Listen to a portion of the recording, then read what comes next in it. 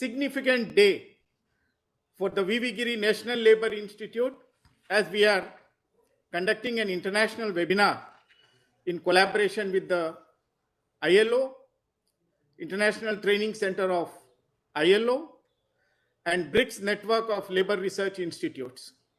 Just to check, I hope I am audible. Thank you. Yes, sir, you are audible. Yeah, thank you. This occasion is significant, much more, as India is celebrating its 75th year of independence in the form of Azadi Ka Amrit Mahotsav, and the Ministry of Labour and Employment, Government of India, is celebrating the iconic week as a part of Azadi Ka Amrit Mahotsav from 7th to 13th March 2022.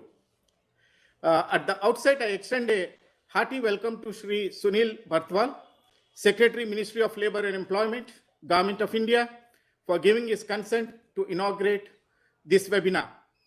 We are sure, sir, with your vast knowledge and diverse experience, your inaugural message would set the real tone for an outcome-oriented deliberations. I extend a warm welcome to Ms. Dagmar Walter, the Director of ILO Decent Work Team for South Asia, who had readily agreed to deliver the special message, and I thank her for extending all possible help in conducting this webinar.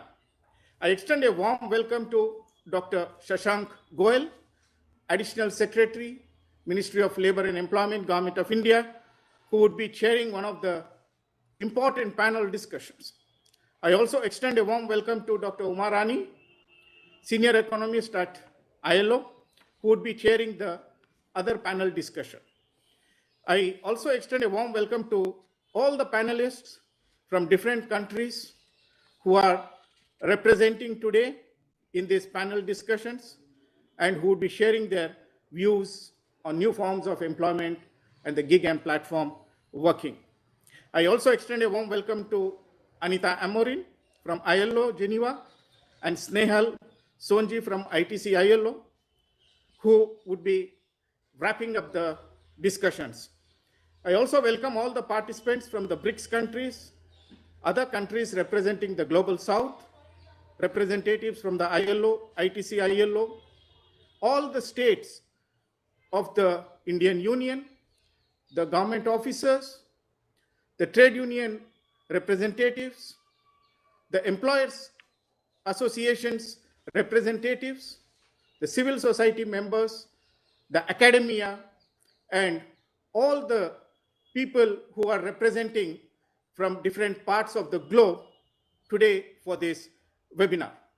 Ladies and gentlemen, though mechanization and technology have been reshaping the world of work since the first industrial revolution, the present era of Industrial Revolution 4 has seen digital technologies actually transforming every aspect of our life, the way we live and the way we work.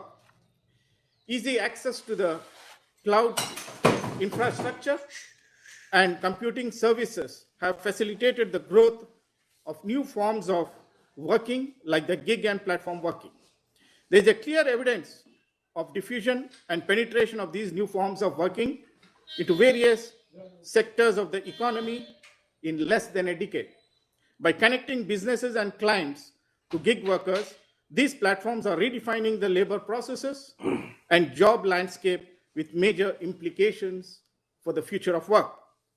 These platforms and startups have begun to transform the conventional business models by offering affordable, accessible, and scalable services, besides creating additional employment and income-generating opportunities for all workers throughout the globe, in particular, the young, disabled, and women. We all have seen in the last 2 years, during the COVID pandemic, how the gig and platform working have played an important role in keeping the continuity of businesses and meeting the growing demands of the consumers, thus making the economies more resilient to shocks. The remote working arrangements adopted by many gig workers during the last 2 years has seen a rise in e-commerce, e-services, and online freelance work. The gig working has begun to prove a win-win for both the workers and the employers. Diverse types of businesses, from startups to the Fortune 500 companies, are increasingly relying on the gig working and online platforms. SMEs in particular, the restaurants, the retail sector have benefited tremendously from the location-based platforms in terms of expanding consumer base, responding to consumer preferences, and so on. While gig working has been benefiting the workers in terms of flexibility in working and more earnings, it has also been benefiting the employers in terms of cost cutting, in terms of agility in scaling the workforce up and down to match the demands of the market, and so on. According to the ILO report, which has been released recently, it is seen that in the past decade, the gig and platform working has increased by about 5-fold. Though the growth has been rather uneven in many concentrated in North America, Europe, and Asia. 96% of the investment is concentrated in these three regions. Asia, North America, and Europe, compared to only 4% accounted for by the Latin America, Africa, and Arab states. Likewise, about 70% of the global revenues of total $52 billion generated through these platforms are concentrated in just two countries, United States accounting for 49%, and China accounting for 22%, with India accounting for 8%. Among the BRICS countries, in the last 1 decade, the number of platforms has grown from 19 to 127 and represents around 16% of the 777 active platforms operating around the world in 2021. Within the BRICS countries, the concentration of the number of platforms is highest in India, followed by Brazil, China, Russia, and South Africa in that particular order. Across sectors, the number of platforms in the delivery sector has been the maximum, followed by the online web-based platforms, and then with the taxi sector. The ILO Centenary Declaration for the Future of Work calls for strengthening the institutions of work to ensure adequate protection to all workers in order to promote inclusive and sustainable development, full and productive employment, and decent work for all.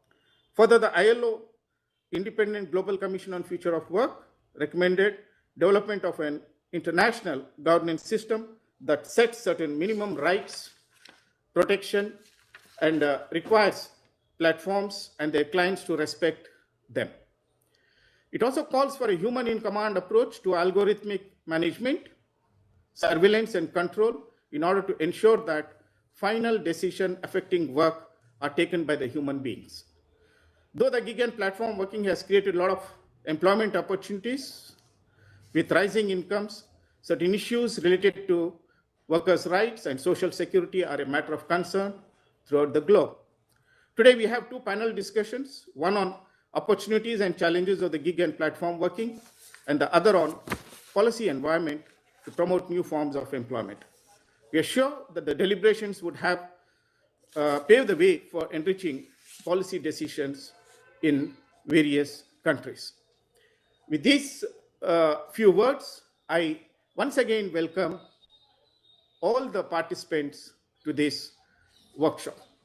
I would now request Ms. Dagmar Walter to give her special message before I request the chair to give the inaugural address. I now request Ms. Dagmar Walter to please give her special address. But before that, I will very quickly introduce her. She is having about 20 years of experience with the ILO and has worked across Africa, Europe, America, and now in Asia. Her key expertise include tackling employment and social protection challenges from a gender and international labor rights perspective. She is a strong advocate of decent work and social dialogue to achieve a better future of work. Madam, now the floor is yours. Thank you so much, Dr. Srinivas. And I welcome here, of course, and thank you, Namaskar, to Sri Sunil Batwal, Secretary, Ministry of Labour and Employment, Government of India, yourself, Dr. Srinivas, DG, VV Giri National Labour Institute, constituents attending from the BRICS countries, academia, colleagues, ladies and gentlemen, again, Namaskar. And a very good day to you all. I must say that it is my pleasure and honor really to share some thoughts with you in this webinar on new forms of employment in the gig and platform economy in BRICS and Global South countries. This international webinar is organized by VV Giri National Labour Institute to celebrate the 75 years of India's independence. And we do so in collaboration with the BRICS Network of Labour Research Institutes, the ILO International Training Center, and the South-South Network of the ILO. Now, gig and platform workers have, as we heard, gained a lot of attention over the past decade. Platform work is a growing phenomenon in most parts of the world, and BRICS countries are rather in the forefront. The growth of platform work has been reinforced since the outbreak of the COVID-19 pandemic in March 2020, and the increase in remote working arrangements that were put in place. According to a recent study published by the ILO, digital labor platforms have grown fivefold over the past decade. So we really see this very rapid expansion of this sector, so to say.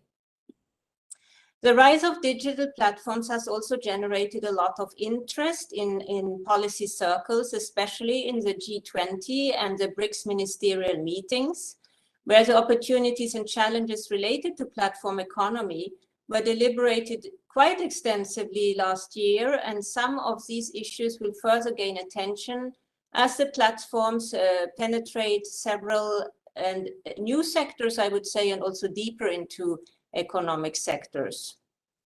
The ILO has been working on the issue related to platform and gig work since about 2015. And as we heard, the International Labour Conference in 2019 adopted the ILO Centenary Declaration for the Future of Work, underlining the need to respond to challenges and opportunities in the world of work related to the digital transformation of work, including, of course, platform work for promoting sustained, inclusive, and sustainable economic growth, also full and productive employment and decent work for all. Now, in February last year, the ILO published this flagship report on the role of digital labor platforms in transforming the world of work, which provided a broad overview of how platforms are bringing about the transformations. It provides a comprehensive global picture about the opportunities and challenges faced by workers and businesses on digital platforms by drawing on extensive surveys and interviews conducted with some 12,000 workers across 100 countries and with about 85 businesses around the world in multiple sectors. The report highlighted the rise of digital labor platforms and the potential to create new opportunities, provide flexible work arrangements for certain workers, such as women, persons with disabilities, or young people. But there are also, of course, challenges that we need to deal with. Platforms are changing the organization of work and work processes. They are increasingly redefining how economic relationships are established through technology between workers and clients or customers all over the world.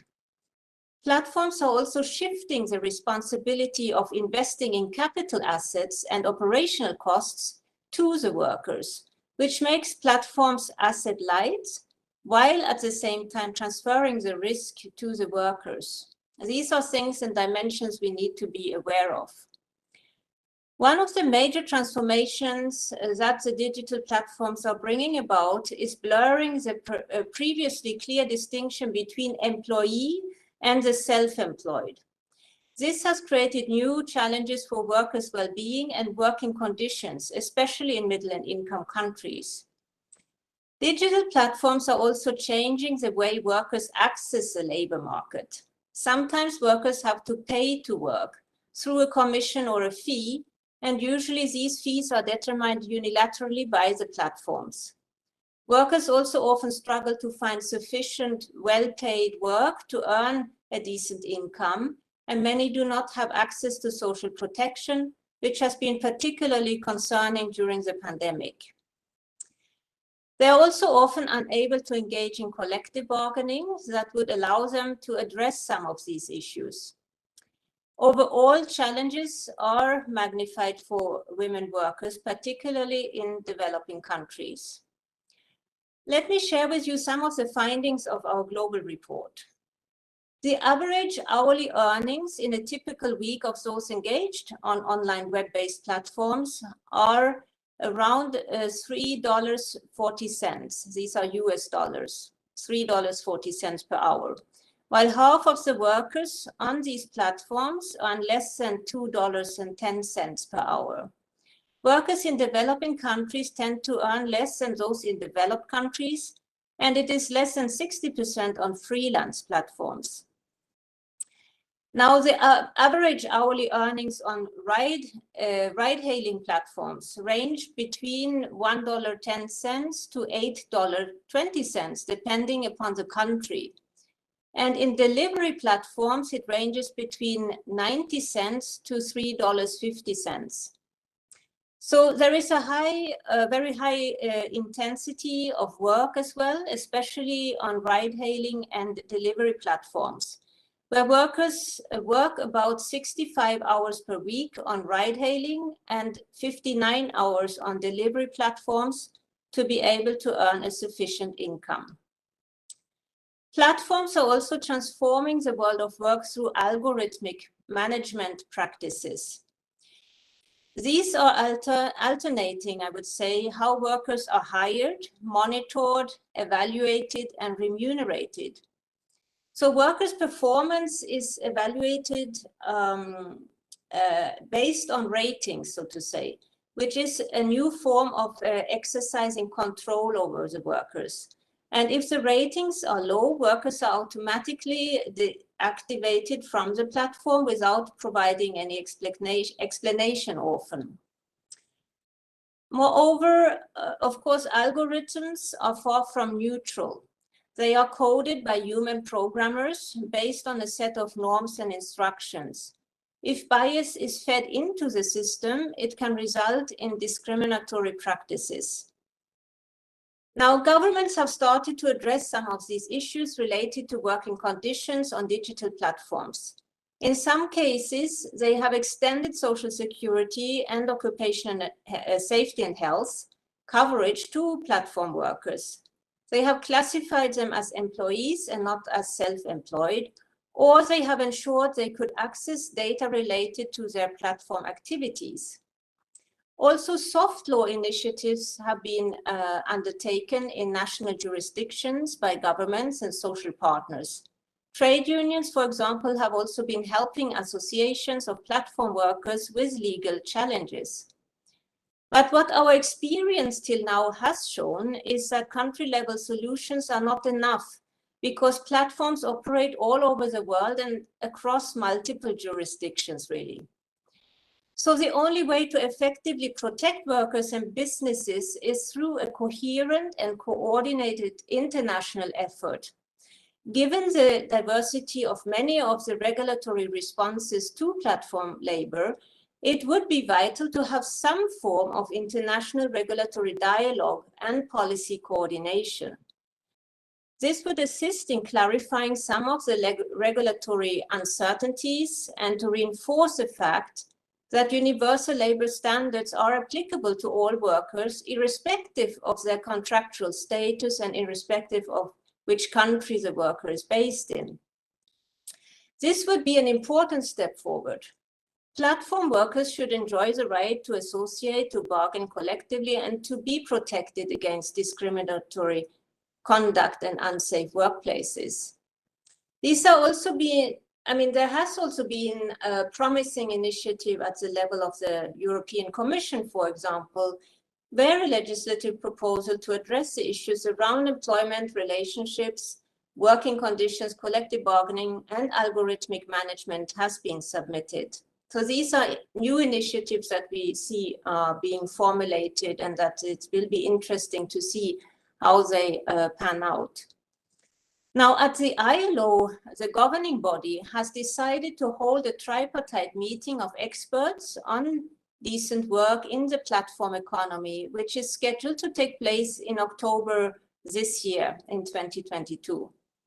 So among several recommendations about what needs to be done, some of the most important ones would be to ensuring workers' employment status is correctly classified and is in accordance with national classification systems.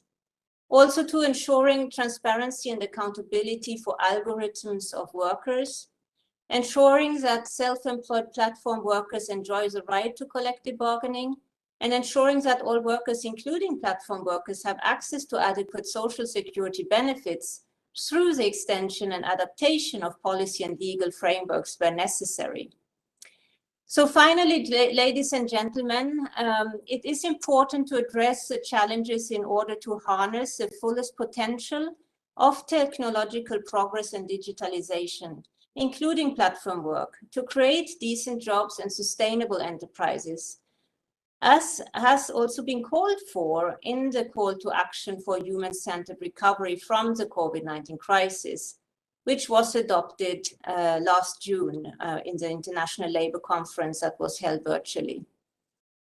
So clearly, there is a need for us to act together to ensure these platforms provide decent work opportunities and foster the growth of sustainable enterprises. Well, really, me and colleagues are looking forward to your views on the opportunities and challenges to workers in the Global South, especially in BRICS countries as a result of the digital transformations underway, as well as policy suggestions to address them together. I really do wish you a fruitful discussion here in today's webinar, and hope you enjoy the deliberations. And really, I wish to appreciate the collaboration with Giri National Labour Institute in India, and of course, the Ministry of Labour and Employment. Thank you very much for your kind attention. Thank you.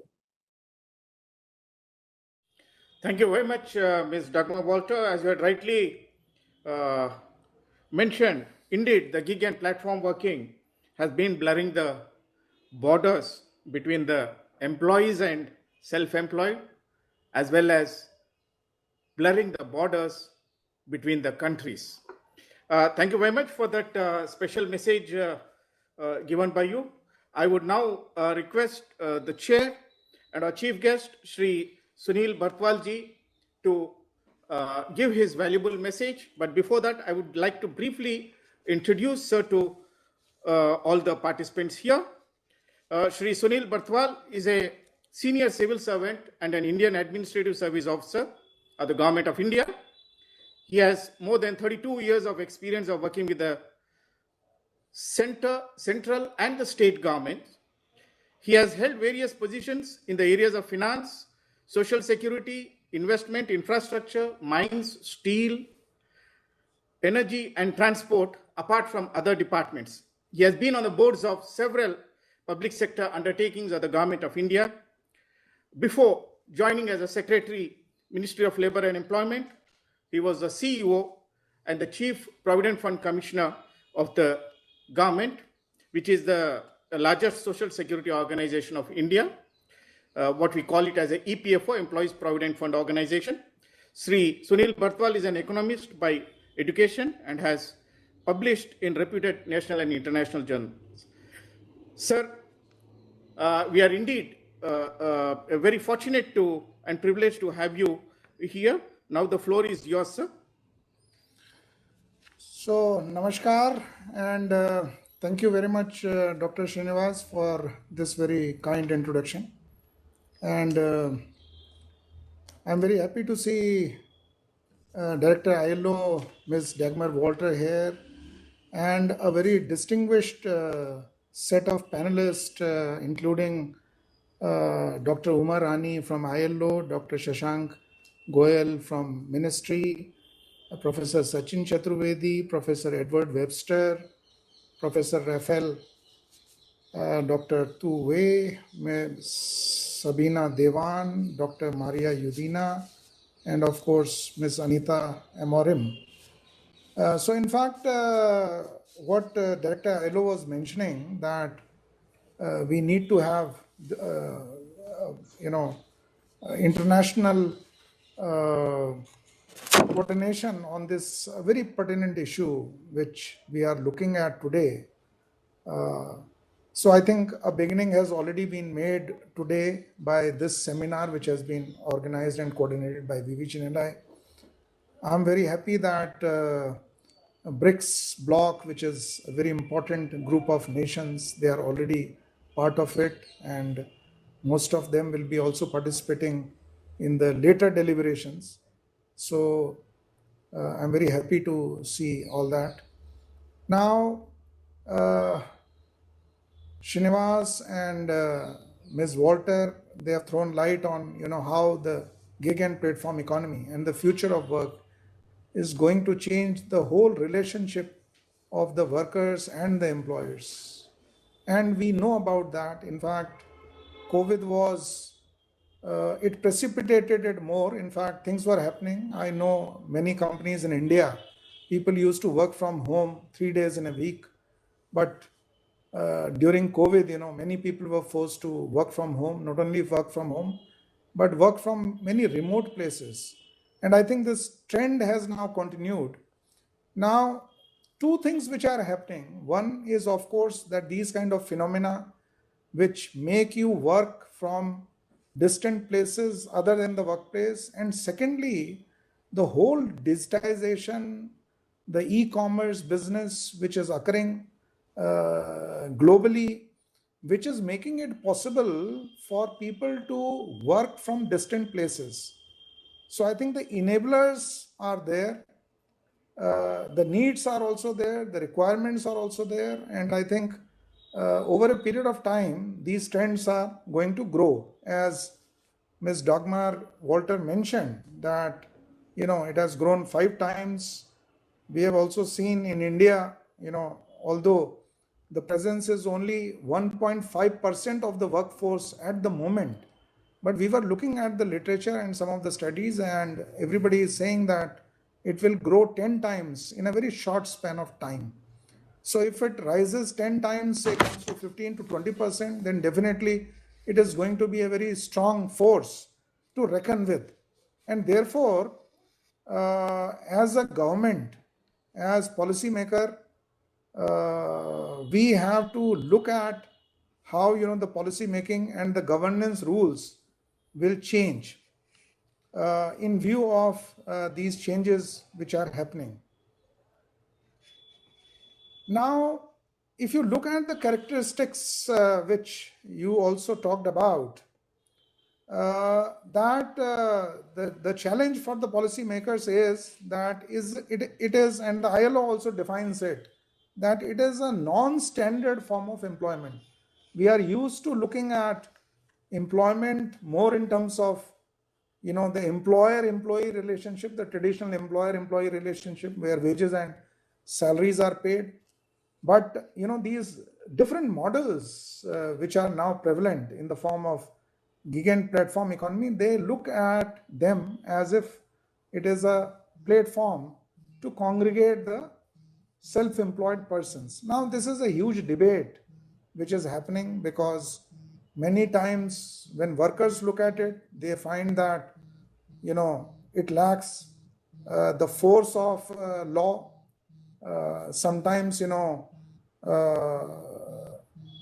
may not be the decent wages which are being paid.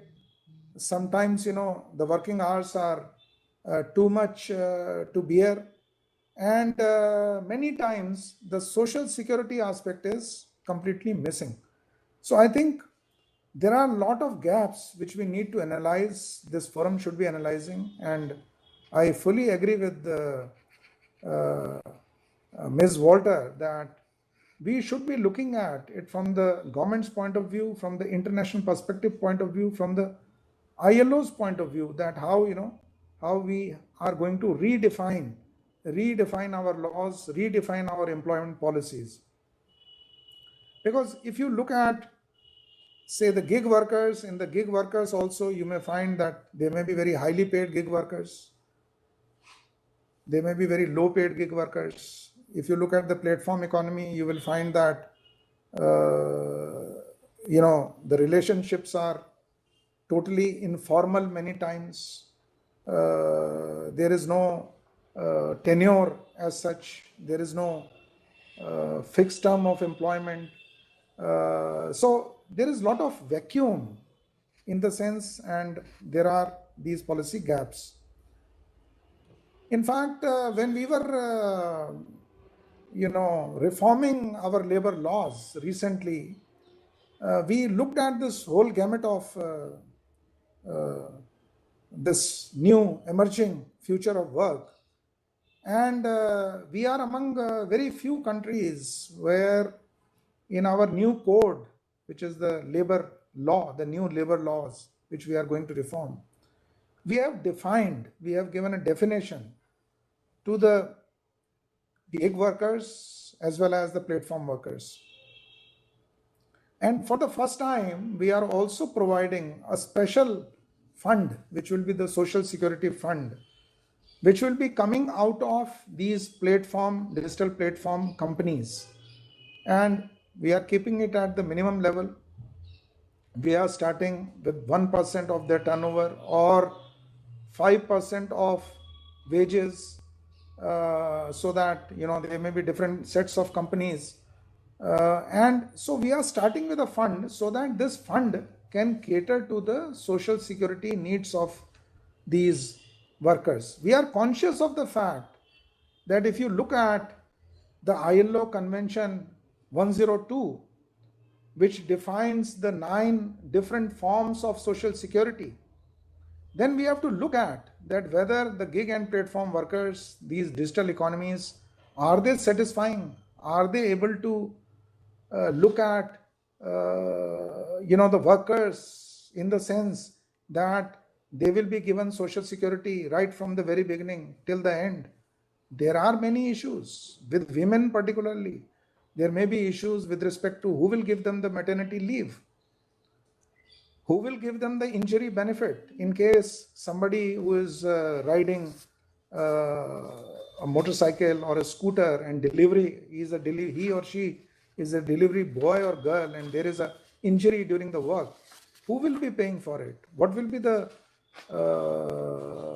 treatment mechanism? What will be the mechanism to claim those rights? So the rights at work will also be totally transformed, and we also need to look afresh how these rights at work will be looked at for these gig and platform workers. Now, there will be other issues too. The issues like, if you look at how will be the dispute resolution mechanism will come into force. Now, currently, when we have these lot of labor laws which protect, that relationship, and if there is a dispute about wage payment, minimum wages, gratuity payment, etc., then who will get into the dispute resolution? Which will be the machinery which will get into the dispute resolution mechanism? How the service conditions will be defined, whether it will be contractual, whether it will be protected by a third party or by government. So how the service conditions will be taken care of. And then finally, what Dr. ILO also mentioned, that some of the platform economies, because of their very nature of increasing the efficiency, because their turnover rates are very high. We have looked at the taxi workers and we have found that, because of the high turnover, you may be getting higher income. That's a good part of it, because there are positives and there are certain, the flip sides which we need to look at. Now, the positive side may be that a same taxi driver may be earning much more because there has been brought in a factor of efficiency in the turnover. But what will happen to the stress at work? because there is no waiting period. Immediately there is immediate call by next passenger who wants to ride that taxi service, and whether there will be breaks in terms of duty hours, there will be rest hours or not, will there be weekly breaks or not. So there are many issues, I think, which we need to look at when we look at the gig and platform workers. Now, definitely there is a lot of positivity. There are a lot of positive things which will be coming out of this kind of economy, and we cannot stop it. Even if we want, we cannot stop it, because this is the future of work. This has to happen. But what we can do is that we can regulate these things in the way ILO earlier has regulated the world of work. So the future of work also should be regulated in such a manner that it is a win-win situation for both employer and employee. It is not at the cost of one party to another. So how we can do that, how the policymakers can achieve that, how the governments can achieve that, that will be a very, very important issue. So what are the future policy implications? I will touch upon that for next few minutes. See, if you look at the future of work at large, gig and platform economies, as well as longevity, which is happening, now 60 is not the age to retire. 70 may not be the age to retire. The longevity is increasing. People do not stick to one kind of work. There are startups, there are companies. Now, we are no longer in the world where the companies have a long history. There will be companies which will just come up for 5 years, disband themselves. New companies will take them up. There will be mergers and acquisitions. And then how these workers will move. And the same worker, how that same worker will move from, say, a brick and mortar company to a digital company or to a platform company. So the long-term employability of that person has to be looked at. So in fact, what I suggest that we need to have a life cycle approach to the social security and to the rights at work. So unless and until we have that life cycle approach, because, even if a person is at the age of 80, and if he or she is a good teacher, and the platform economy is giving his or her 1 hour of time to practice that or to do that, we should be able to give that work to that particular person at any age.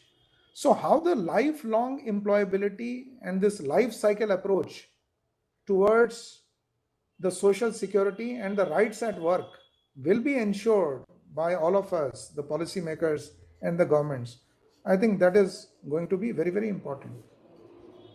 And how the totalization will take place. Today, when we talk about the pensions, that this much of contribution has to come. In fact, in India, we are facing this issue. When I was in EPFO, I saw that people come, they used to contribute because there was a mandatory contribution in EPFO.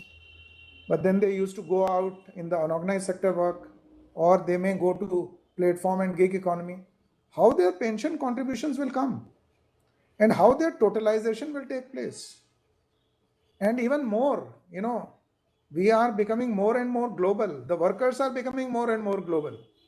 Because, when we did our visioning exercise, after, as Dr. Srinivas mentioned, that we are celebrating our 75 years, and then we are doing a visioning exercise for the next 25 years. And we looked at that globally, there will be many changes in the fertility rates and the population sizes.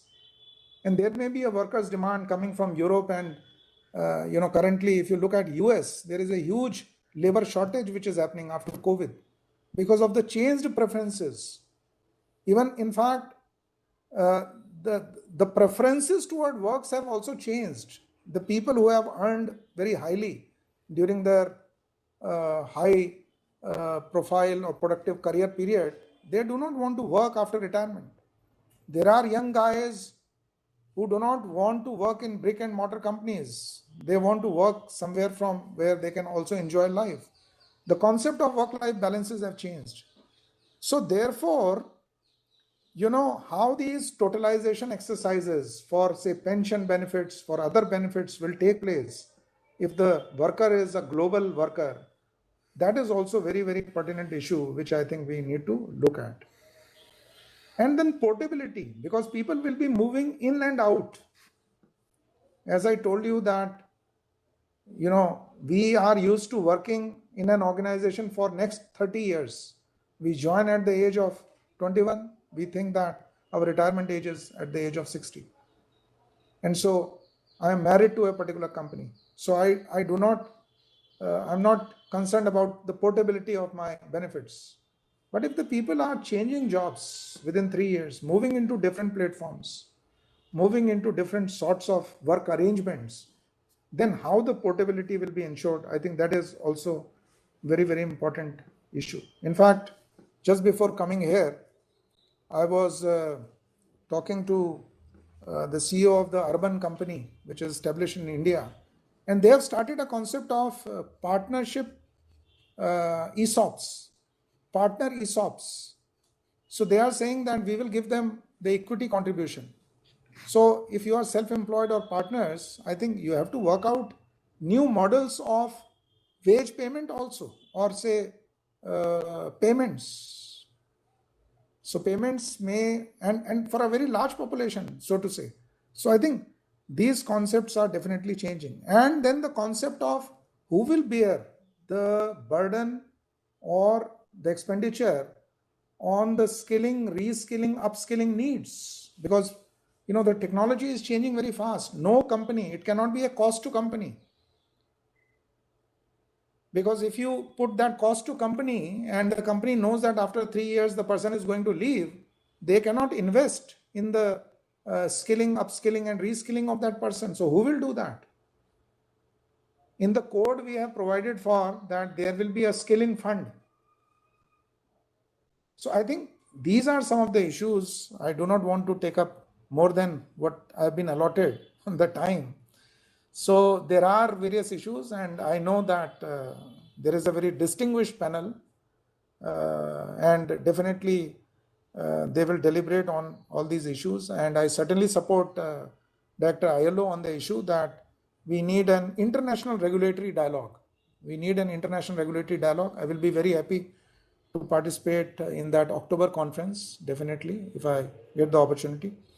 And since all the BRIC economy members are here, I would definitely urge them that let us, as BRICS bloc, let us work in these directions and then come out with a solution which then we can present to the globe, that this is the kind of thinking which we are doing. So thank you very much for giving me this opportunity, talking to such a distinguished panel of speakers and persons. Thank you so much. Thank you very much, sir. In fact, sir, you have raised a lot of pertinent issues related to these new forms of working.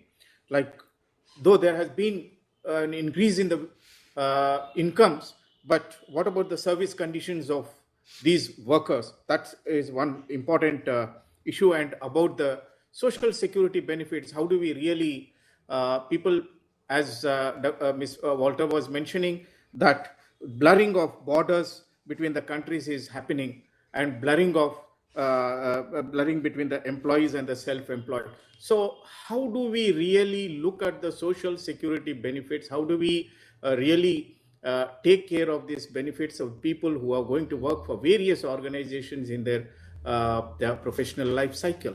So very pertinent points you have raised, sir. We thank you very much for your valuable message. And now I'm very sure that the path is very clear for the two panels to discuss on the issues which has been really guided by the chair. Before we move on to the panel discussion one, I would like to hand over the mic to Dr. Anup Satpathy, who is going to coordinate the panel discussions. Dr. Satpathy, you are there? Yes, sir. I hope you can hear me, sir. Yeah. So we'll start with the panel discussion one, and I hand over the mic now to Dr. Anup. Thank you, sir, for handing over the floor. And friends, now we'll move to the two panel discussion that we have scheduled as a part of this international webinar.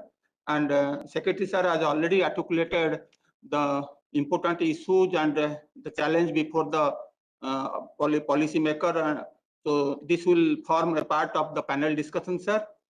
So we have two panel discussion. The first panel will discuss on opportunities and challenges of the gig and platform workers. And the second panel will discuss on policy environment to promote new forms of employment. It's my privilege to welcome Dr. Uma Rani, who has kindly agreed to chair the first panel discussion. Let me introduce Dr. Rani to all the audience present here and all the dignitaries present here. Dr. Uma Rani is a senior economist of the ILO, and she is also one of the lead author of the recent ILO Employment and Social Outlook Report 2021, which exclusively focused on the role of digital labor platform in transforming the world of work. Apart from digital labor platforms, she has also interest in areas relating to development economics, areas relating to minimum wage. She has extended written on the issue of minimum wage, on issues of poverty and inequality, and also formalization of the informal sector. So welcome Dr. Uma to this webinar, and we thank you for agreeing to chair this particular session. We also have been joined by three panelists, distinguished panelists, Professor Sachin Chaturvedi, who is a noted international economist and also an expert on South-South cooperation. He is also the Director General of one of the leading New Delhi-based think tank that is called Research and Information System for Developing Countries. Professor Sachin Chaturvedi is yet to join us on the call, but he will be joining during the course of the event. We also have with us Professor Edward Webster, who is a distinguished research professor at the Southern Center for Inequality Studies, Johannesburg, South Africa. His research interest includes labor studies, world of work, political economy, and inequality. So welcome Professor Edward Webster to this call and to this panel discussion. And we also have been joined by Professor Rafael Evangelista, who is from Brazil, and he teaches at the State University of Campinas, Brazil. He is also the co-founder of the Latin American Network of Surveillance, Technology, and Society Studies. So welcome the chair and also the panelist. Now I will request the chair to start the proceeding of the first panel discussion, and this is an announcement for the audience who have joined the call on the WebEx platform, also on YouTube channels of the ministry, and also on the Facebook channel. If you have any question, you can put all your question in writing in the chat box. You can also mention the name of the panelist to whom you are directing the question, and at the end of the presentation and discussion, we will take up each of your questions subject to the time that is with us. So with this, now I hand over the floor to Dr. Uma Rani to start the proceeding. Thank you, Dr. Anup, for those kind remarks and also for introducing the panelists. And good afternoon and good evening to the earlier distinguished speakers who actually laid down some of these issues very clearly. So this panel is going to discuss on opportunities and challenges for gig and platform workers. And I think we have heard from the earlier distinguished speakers about how the platforms have been increasing fivefold over the past decades and how they are bringing about opportunities for a number of workers. It's also been said that there has been quite a bit of win-win for both the businesses as well as workers. So I'm going to start with you, Eddie. you're based in South Africa. You've been following quite a bit of work on the gig and platform economy within the African and the South African context.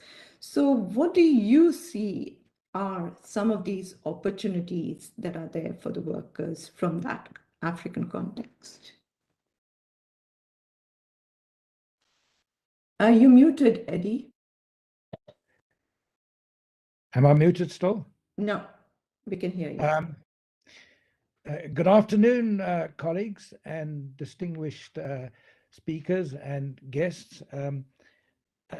Africa is experiencing a wave of platform businesses, and few economic sectors are untouched by the influence of digital platforms, mainly relying on app-based mobile technology.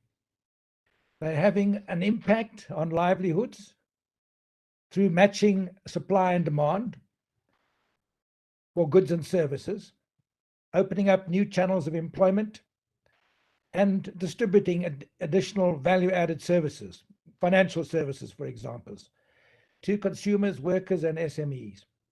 And moreover, of course, during the COVID-19 lockdown, they played quite a crucial role in delivering essential goods.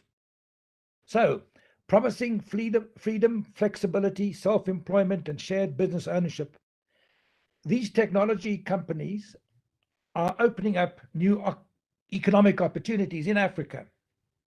And for many young people desperate for a job, it seems like an opportunity to not only have a job, but also to be self-employed.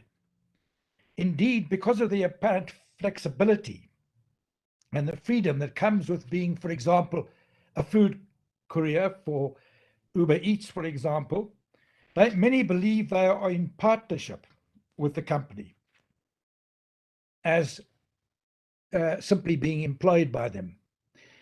So we conducted a survey amongst these food couriers in Johannesburg and asked them whether they see themselves as employees or self-employed.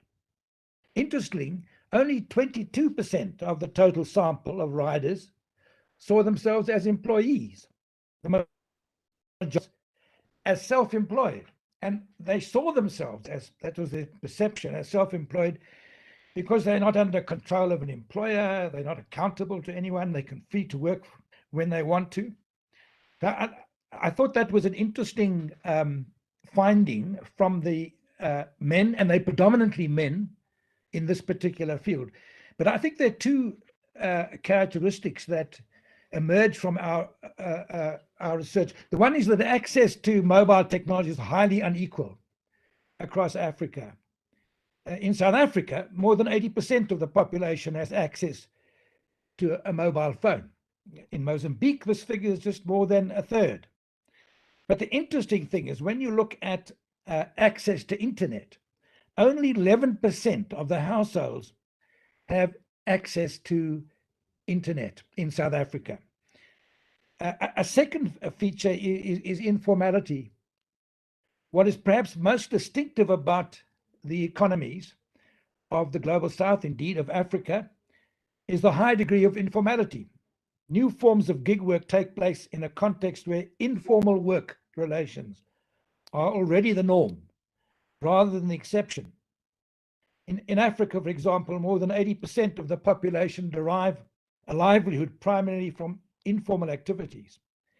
And location-based platform work, that is, I'm taking as my example, food delivery riders such as Uber Eats, is primarily a young male activity characterized by very long working hours, very similar to the ILO study. I think it was 58, 59 hours per week. Although, and this is the interesting thing here, although wages are low, earnings tend to be better than the alternatives. And the answer is quite simple, is because we take these jobs in order to survive, but there's a very high unemployment and low wages. In contrast, online web-based work, for example, editing, is undertaken by invisibilized workers in Africa, for clients, most of whom work in the global north. Characterized by shorter and flexible work hours, it attracts more women who then have to juggle productive and reproductive activities. I think, Umar, I'll leave it at that for the moment, and we'll deal with challenges in the next session. Thank you. Yeah, but I think, Eddie, you've brought out a number of things out already, actually. You've sort of pointed out the digital divide that exists, which can also lead to inequality of opportunities. And I think there are some questions around informality that you mentioned, which I might come back to later. And there was one question I wanted to quickly ask you. You did mention it within the context of online about women's participation. Do you see a similar women's participation in the location-based platforms? A quick response before I go to Rafael. No. No, you don't see. The location-based platforms. I mean, I'm talking now about the delivery services, the food couriers, is overwhelmingly male. And we replicated the study in Kenya and Ghana, and it's the same pattern. The main reason why it's male, Umar, is because the riders experience harassment, and they go to, and particularly in a city like Johannesburg, where I'm based, there's high crime, and they get hijacked. And they get their mobile phones are stolen, and they are sometimes beaten up, and so it's seen as a dangerous job. And there are some, I mean, like less than 5% women. Yeah, but I'm sure there are other sectors like the domestic worker sectors or healthcare workers where we would find predominantly women workers. So I think this gets into a very sectoral story. So Rafael, you've heard from Eddie about what the situation is of digital labor platforms in Africa. Can you tell us something about what's happening in Latin America, and also, if possible, having a focus on Brazil? Thank you, Uma, and good afternoon to everyone. Yes, I think the things I would say will be most valid for Brazil and for some of the Latin American countries that are more industrialized. And I can speak for the rest of the countries because my research is based in Brazil. And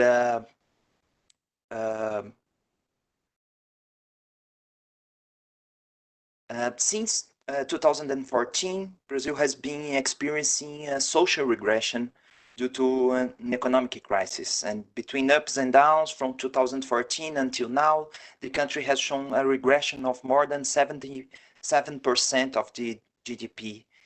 And the pandemic worsened this situation. Historically, the country was registering a large decline in its industrial activity since the 1990s. And the industry sector had jobs with better pay, with more stability, with access to the government's pension system. And for these jobs, Brazil still has a quite satisfactory regulations in labor rights. However, most of the country's workers are either outside the formal work regime or call themselves self-employed. The estimation is that there are 30 million platform workers in the country, a number that doubled from 2020 to 2021. The pandemic played a role in this. Jobs in the more traditional sectors ended, while there was a big increase for the logistics sector, deliveries, or ride-hailing. And because people stopped eating in restaurants or on streets and started ordering food at home. Digital platforms have facilitated the rapid expansion of these jobs. In a sense, they offered a quick and easy opportunity to meet market needs. We'll talk about the challenges later, but it's important to say that these are low quality and most, especially with the delivery personnel, life-threatening jobs. food deliveries in Brazil are made almost exclusively by motorcycles, and those motorcycles are all the time trying to get around the congested traffic of big cities. But I also want to talk about my research with a smaller sector, the media sector. Of course, it's not the number of workers in this sector is not compared to the delivery or to the taxi car hailing sector, but it brings us some interesting aspects in terms of opportunities. Brazil speaks Portuguese, a language used in a few countries, and Brazil is the biggest of these countries. Brazilians' media consumption is almost exclusively in Portuguese. The only exception is cinema, but news, music, television programs consumed in Brazil are mostly produced here and in Portuguese. In this sense, digital platforms offered an interesting job opportunity for culture workers. Production has been highly decentralized, and it's no longer necessary to go through the filter of record companies or television channels to speak directly to the public. Equipment is relatively cheap and affordable, also because of digitization. And this has meant more democratization in general in this specific sector. Now, content first reaches the popular audience via platforms, and only after this content is successful, these media contents are massified by TV or radio. So this is maybe an aspect of these opportunities that have emerged. Thanks, Rafael. I think it's interesting to hear what you are saying, because this is not something that many researchers have actually looked at, about how there's been a rise of the media workers or cultural workers that have come in as a result of the rise in digital economy and rise of the digital labor platforms such as WhatsApp or Facebook or similar the social media platforms that are there. I think I'd like to hear a bit more about that a bit later in our discussion. But I think one thing that both you as well as Eddie and you point out is that the labor markets in these countries are largely informal, and there's also lack of employment opportunities in these labor markets. And as a result, when platforms come in, it looks as though that is better than what is available, because there's actually no employment that is there. So probably there's also a need, while we talk about platforms, to think about how the offline or how the traditional labor market issues need to be addressed. I think one cannot do either or, but it is something that needs to be done together. But I don't want to get in there for the moment, but I want to get back to the question of the platforms. So one thing that we did hear from some of our distinguished speakers earlier was that, well, platforms are changing the way work is organized and changing the working relationship that exists between the clients and the workers per se. There are some challenges, there are some downsides that are there. What do you see, Eddie, are some of the challenges in terms of employment relationship? I think one headline figure that you already gave was that, quite interesting, that among the food couriers, only 22% thought they were employees and the remaining were not. So how does that again transpose when you get on to, trying to give protection or any sort of a benefits for these workers? And the second issue I'd like to touch upon, as you've been looking at food couriers, and this we know from a number of other countries where we have done research, is that the entire management process has undergone a change with platforms, that it is no longer the human management resources or the humans managing, but it is much more the algorithmic management. And that has huge repercussions on the workers, and some that was also talked by our Secretary for Labor, where, when you're talking about stress, not having breaks or anything, it's because the algorithm is deciding your next job already when you finish one. What are these impacts on these workers? Do you see them as challenges at all, or do you think this is very good because it can be efficient too, in a way, right? Look, I mean, that's an interesting way of framing it. I mean, many people, of course, do praise the platform economy for its promise of freedom and flexibility. But our research, and I'm in a research unit in Johannesburg that looks at inequality, and it's particularly appropriate because South Africa is the most unequal society in the world. I'm talking about in terms of Gini coefficients and assets as well.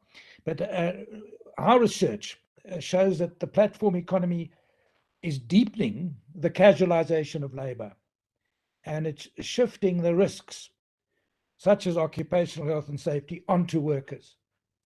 And I would, just to pick up your question, I would identify three challenges. Firstly, we see the process of technological change as a contested process.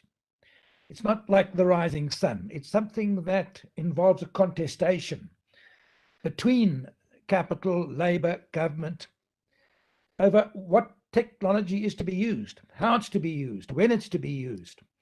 And in other words, the impact of technology is not neutral.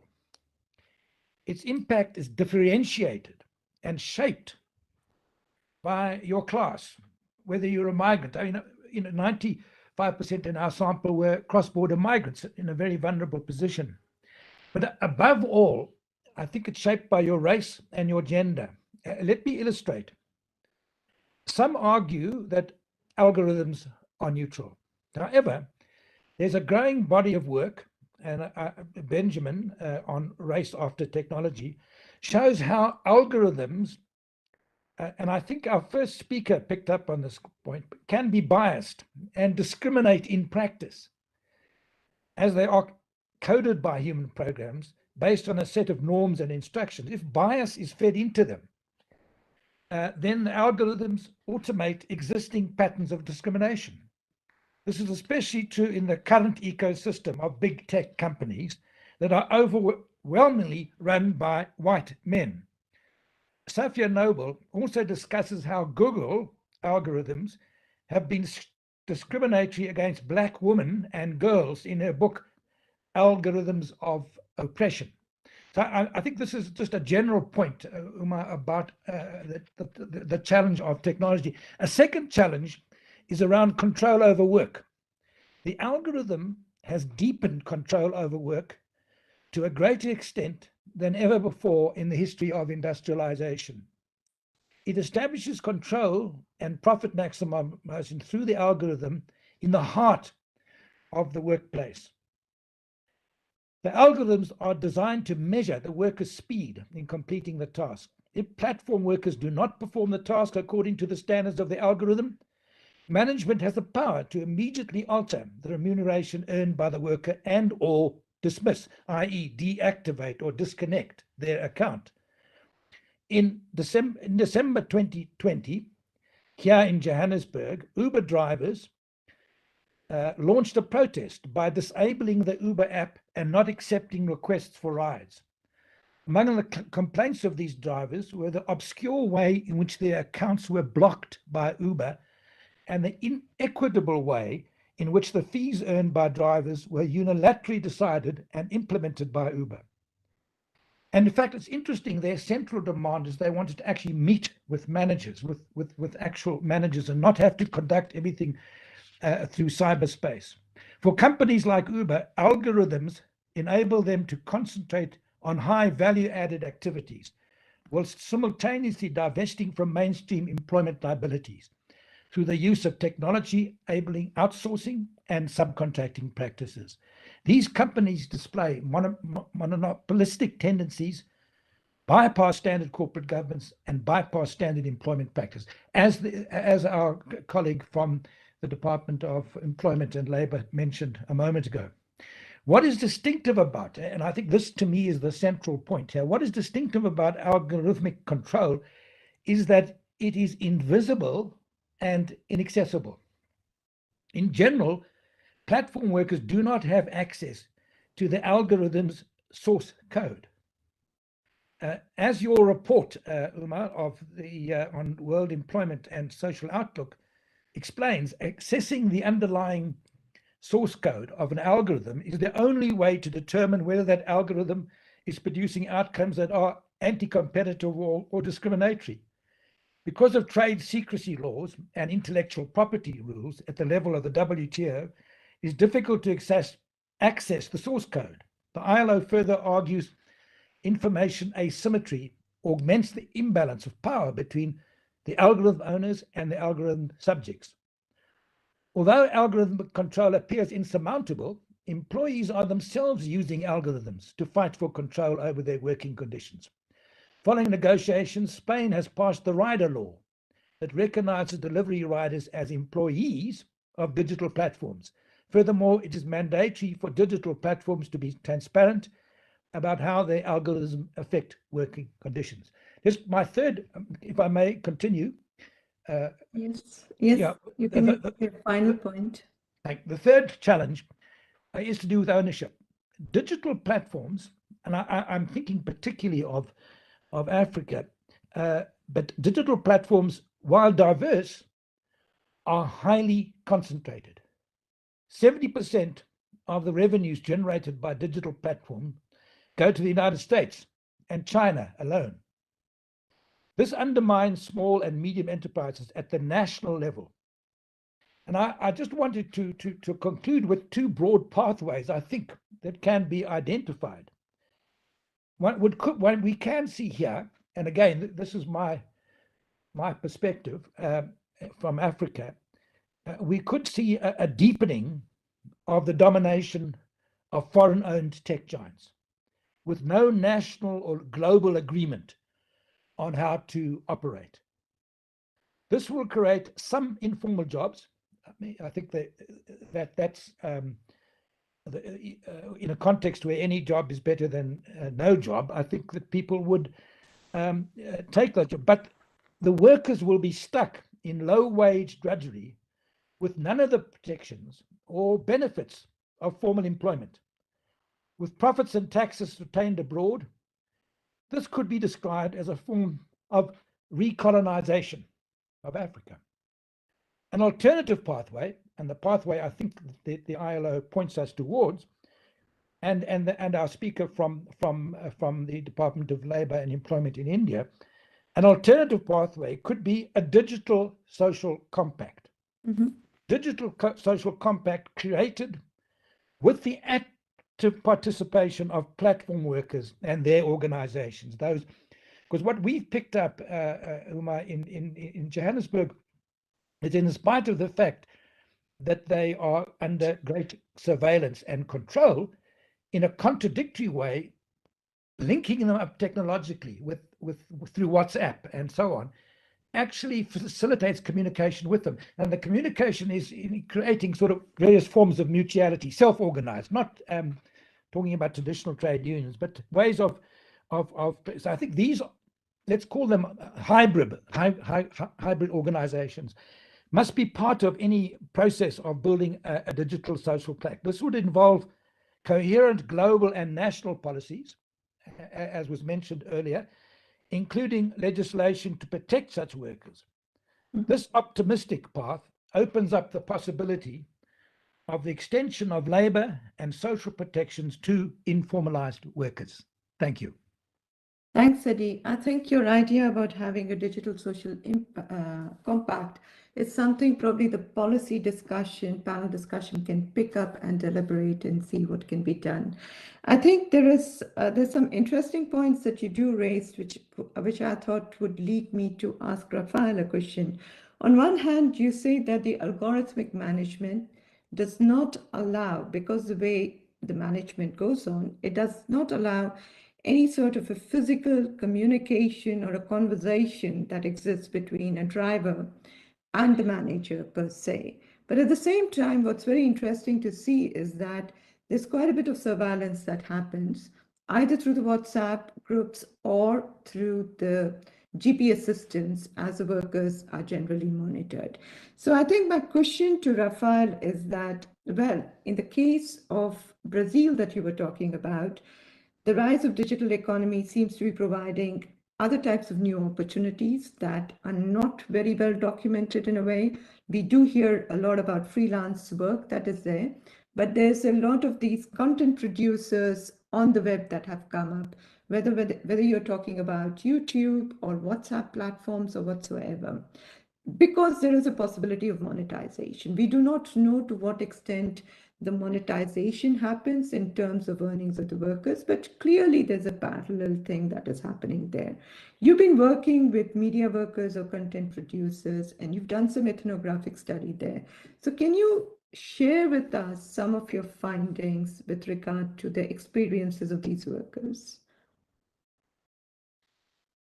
Yes, Uma, thank you for your question. But first, let me address some of the challenges that I think that are affecting also the delivery workers in Brazil. My arguments are very much in line with Edward is saying, but I'll get to the point to the media workers and to the question of algorithm control. But I think it's important to frame that in the past, although a large number of delivery workers had gigs with no legal contracts, legal prosecution was always a possibility. Thus, the majority were legally hired by restaurants, and I'm talking about this delivery personnel that delivers food. And today, that arrangement is an exception. The most common arrangement is that delivery personnel or urban drivers work for the platforms. So the point is that the platforms are kind of eating the formal market. And these new workers that work for the platforms, they have no guaranteed fixed income and no social security. That's now the norm. Like Edward was saying, many are initially happy with the freedom to set their own hours, but soon they realize they have to work much longer hours or have to work at inconvenient times to earn a reasonable income. And they don't always succeed on earning this reasonable income. Reports of food delivery, people going hungry while carrying someone's lunch or dinner are very frequent here in Brazil right now. And there are also frequent reports of workers sickened by the long hours of work, like our distinguished panelists hosts were telling us a few minutes before. And when these workers get sick, they are not paid. And that's different from the formal arrangement in which they were legally contracted by restaurants and they had this possible sick leave. And even the idea of freedom that some of the workers embrace is very questionable, and that's where the algorithm control enters. Algorithms that are programmed to organize the distribution of tasks across platforms limits the freedom of workers and seek to extract the most from the workforce while paying the least. Algorithms are not transparent, and it's difficult to know how this work is organized, distributed, and paid for. Solidarity among workers is also undermined. They are always in competition with each other. And to tell you all something about Brazil, Brazil has seen recent strikes by food delivery drivers, and platforms have fought the movement by offering bigger rewards to those who stay out of the movement. Also, it's important to remember that digital platforms in general are surveillance environments, and surveillance can be defined by the focused, systematic, and routine attention to personal details for purpose of influence, management, protection, or detection. There's a big difference in terms of power between those who watch, those who control the systems, and the workers who are watched, directed, and controlled by the algorithms. This power gap between workers and platforms is certainly one of the main challenges. And I also have been working with a line of research that further emphasizes that this difference in terms of power is also geopolitical.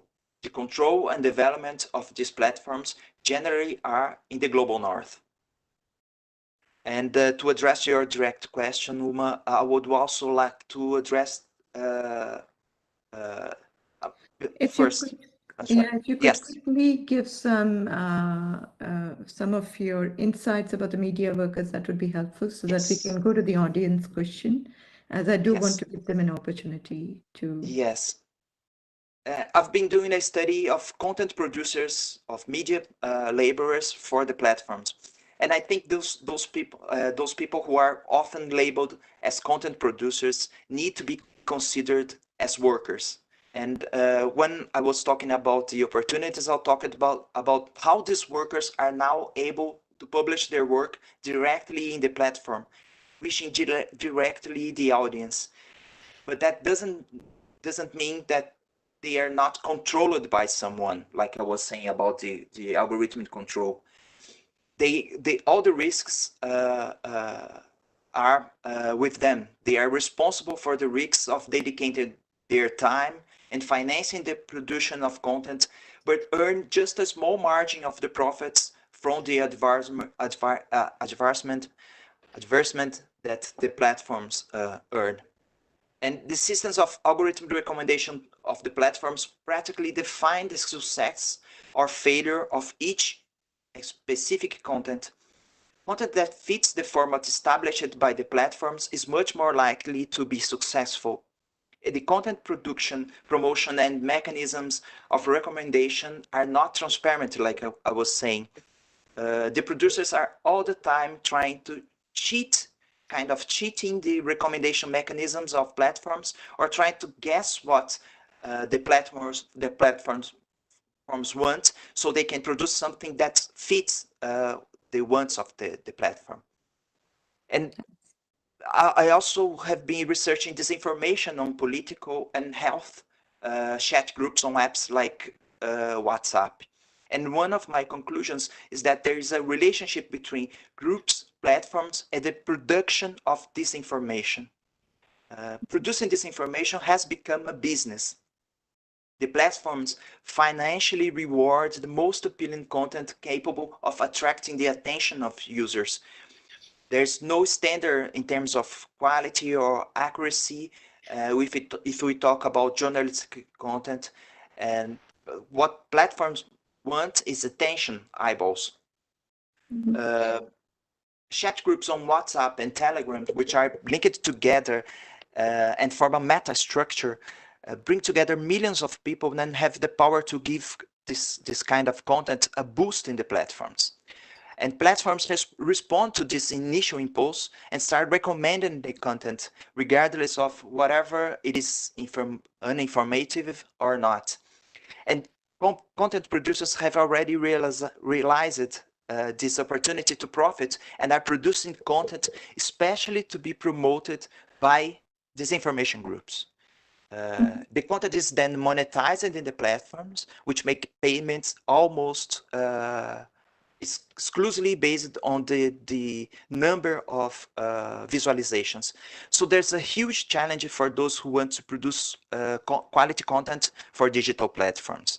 And also, of course, there's this challenge of stopping the spread of disinformation that is produced not only for political benefits, but also for profit on these platforms, like being monetized by these platforms. Yeah, thanks, Rafael. I think what you are trying to address is that, well, platforms can provide opportunities, but one needs to be very careful about the nature of opportunities that are being provided. And much of the media or the content producers that are coming in, they can be much more harmful to the society or for the economic development per se, rather than adding any value added to it. And I think this also touches upon the question or the issue that was raised by the Honorary Secretary for Labor, where what is the mobility of workers who do these kinds of tasks? Where do they actually end up as you move forward? I think there are larger questions around the kind of utility of skills and how platforms can also be abused by both the companies as well as by the workers. I have a couple of other follow-up questions, but I think in the interest of time and to give a chance to the audience, I want to put two questions onto the floor to both Eddie, you as well as Rafael. The first question is from Rajesh Sureshan, who says that there was a Supreme Court ruling in UK in February 2021, which classified Uber drivers as employees.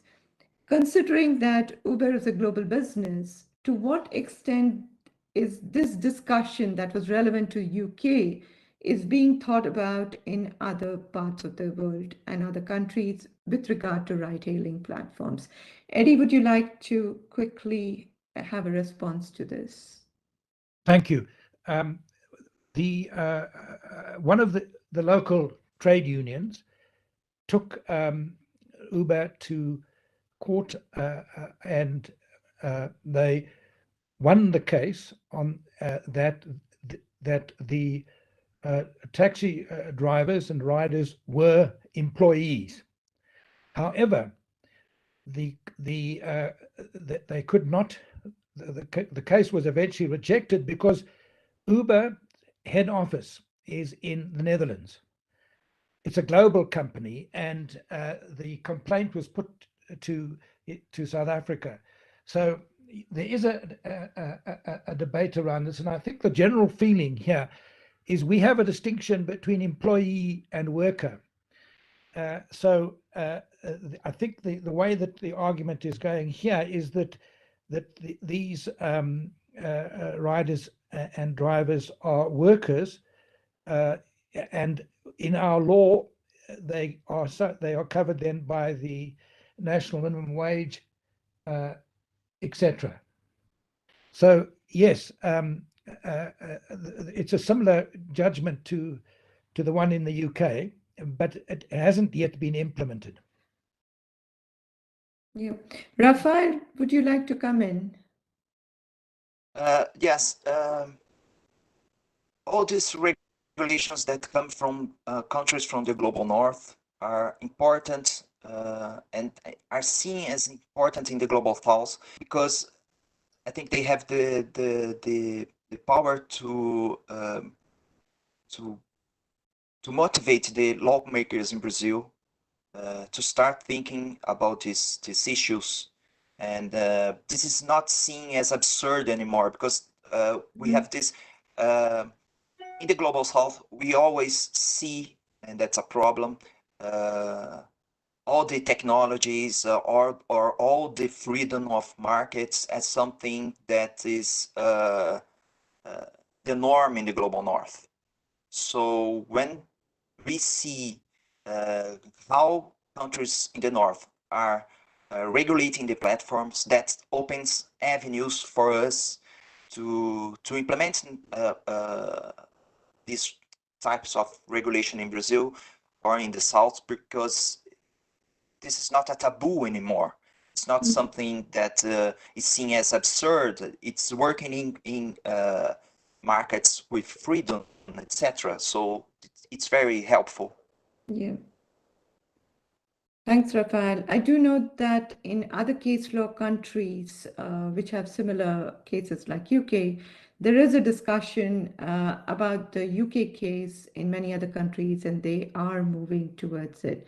The second question that has been posed by Sabina Divan is on the informal employment. The very fact that when we talk about informal employment, it is in the absence of social security. So given that gig worker is expanding and, you know, there is a blurring of the line that exists, so to what extent does the formal-informal economy dichotomy useful as we think about some of these protections that are coming up where a certain set of workers actually get social security? What does it mean? Do you think that within the context of your countries, is this discussion any more meaningful, or we should not really engage in it? I mean, I think what's happening is that the nature of work or employment is challenging our traditional binary of employer and employee, and it's opening up an ambiguous relationship where these riders, drivers, and the platform workers are in an ambiguous relationship, in that you don't have a traditional employer, but you nevertheless are being, your conditions of work are being shaped by that, if you like, disguised employment relationship. So I suppose that I would see them as an example of dependent employment, and I think that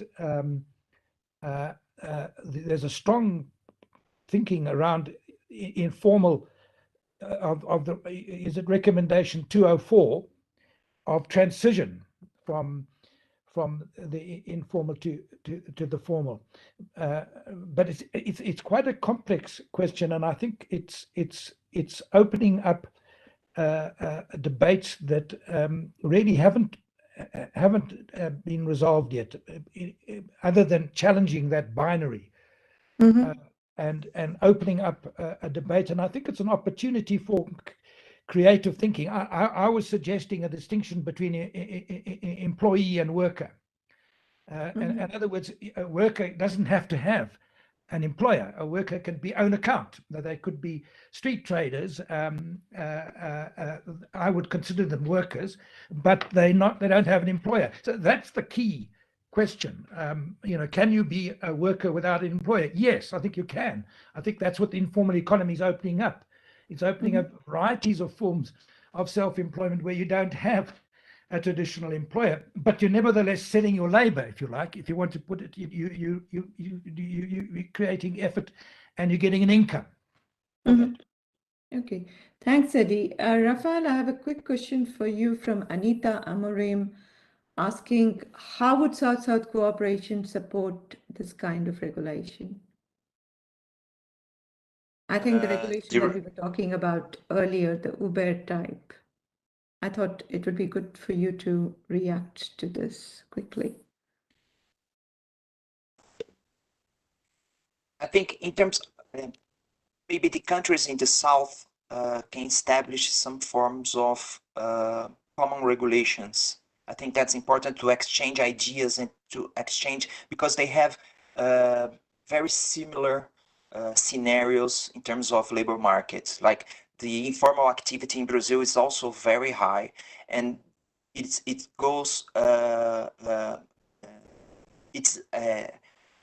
follows the process of deindustrialization, but also the platforms, like I said before, are also like eating up the formal market. They are replacing the formal market with these new arrangements, and this is going to create like a great problem to the states, because the states will have to create a system of social security that goes beyond this relation of employers and employee, and maybe this goes to a system of social security that is universal.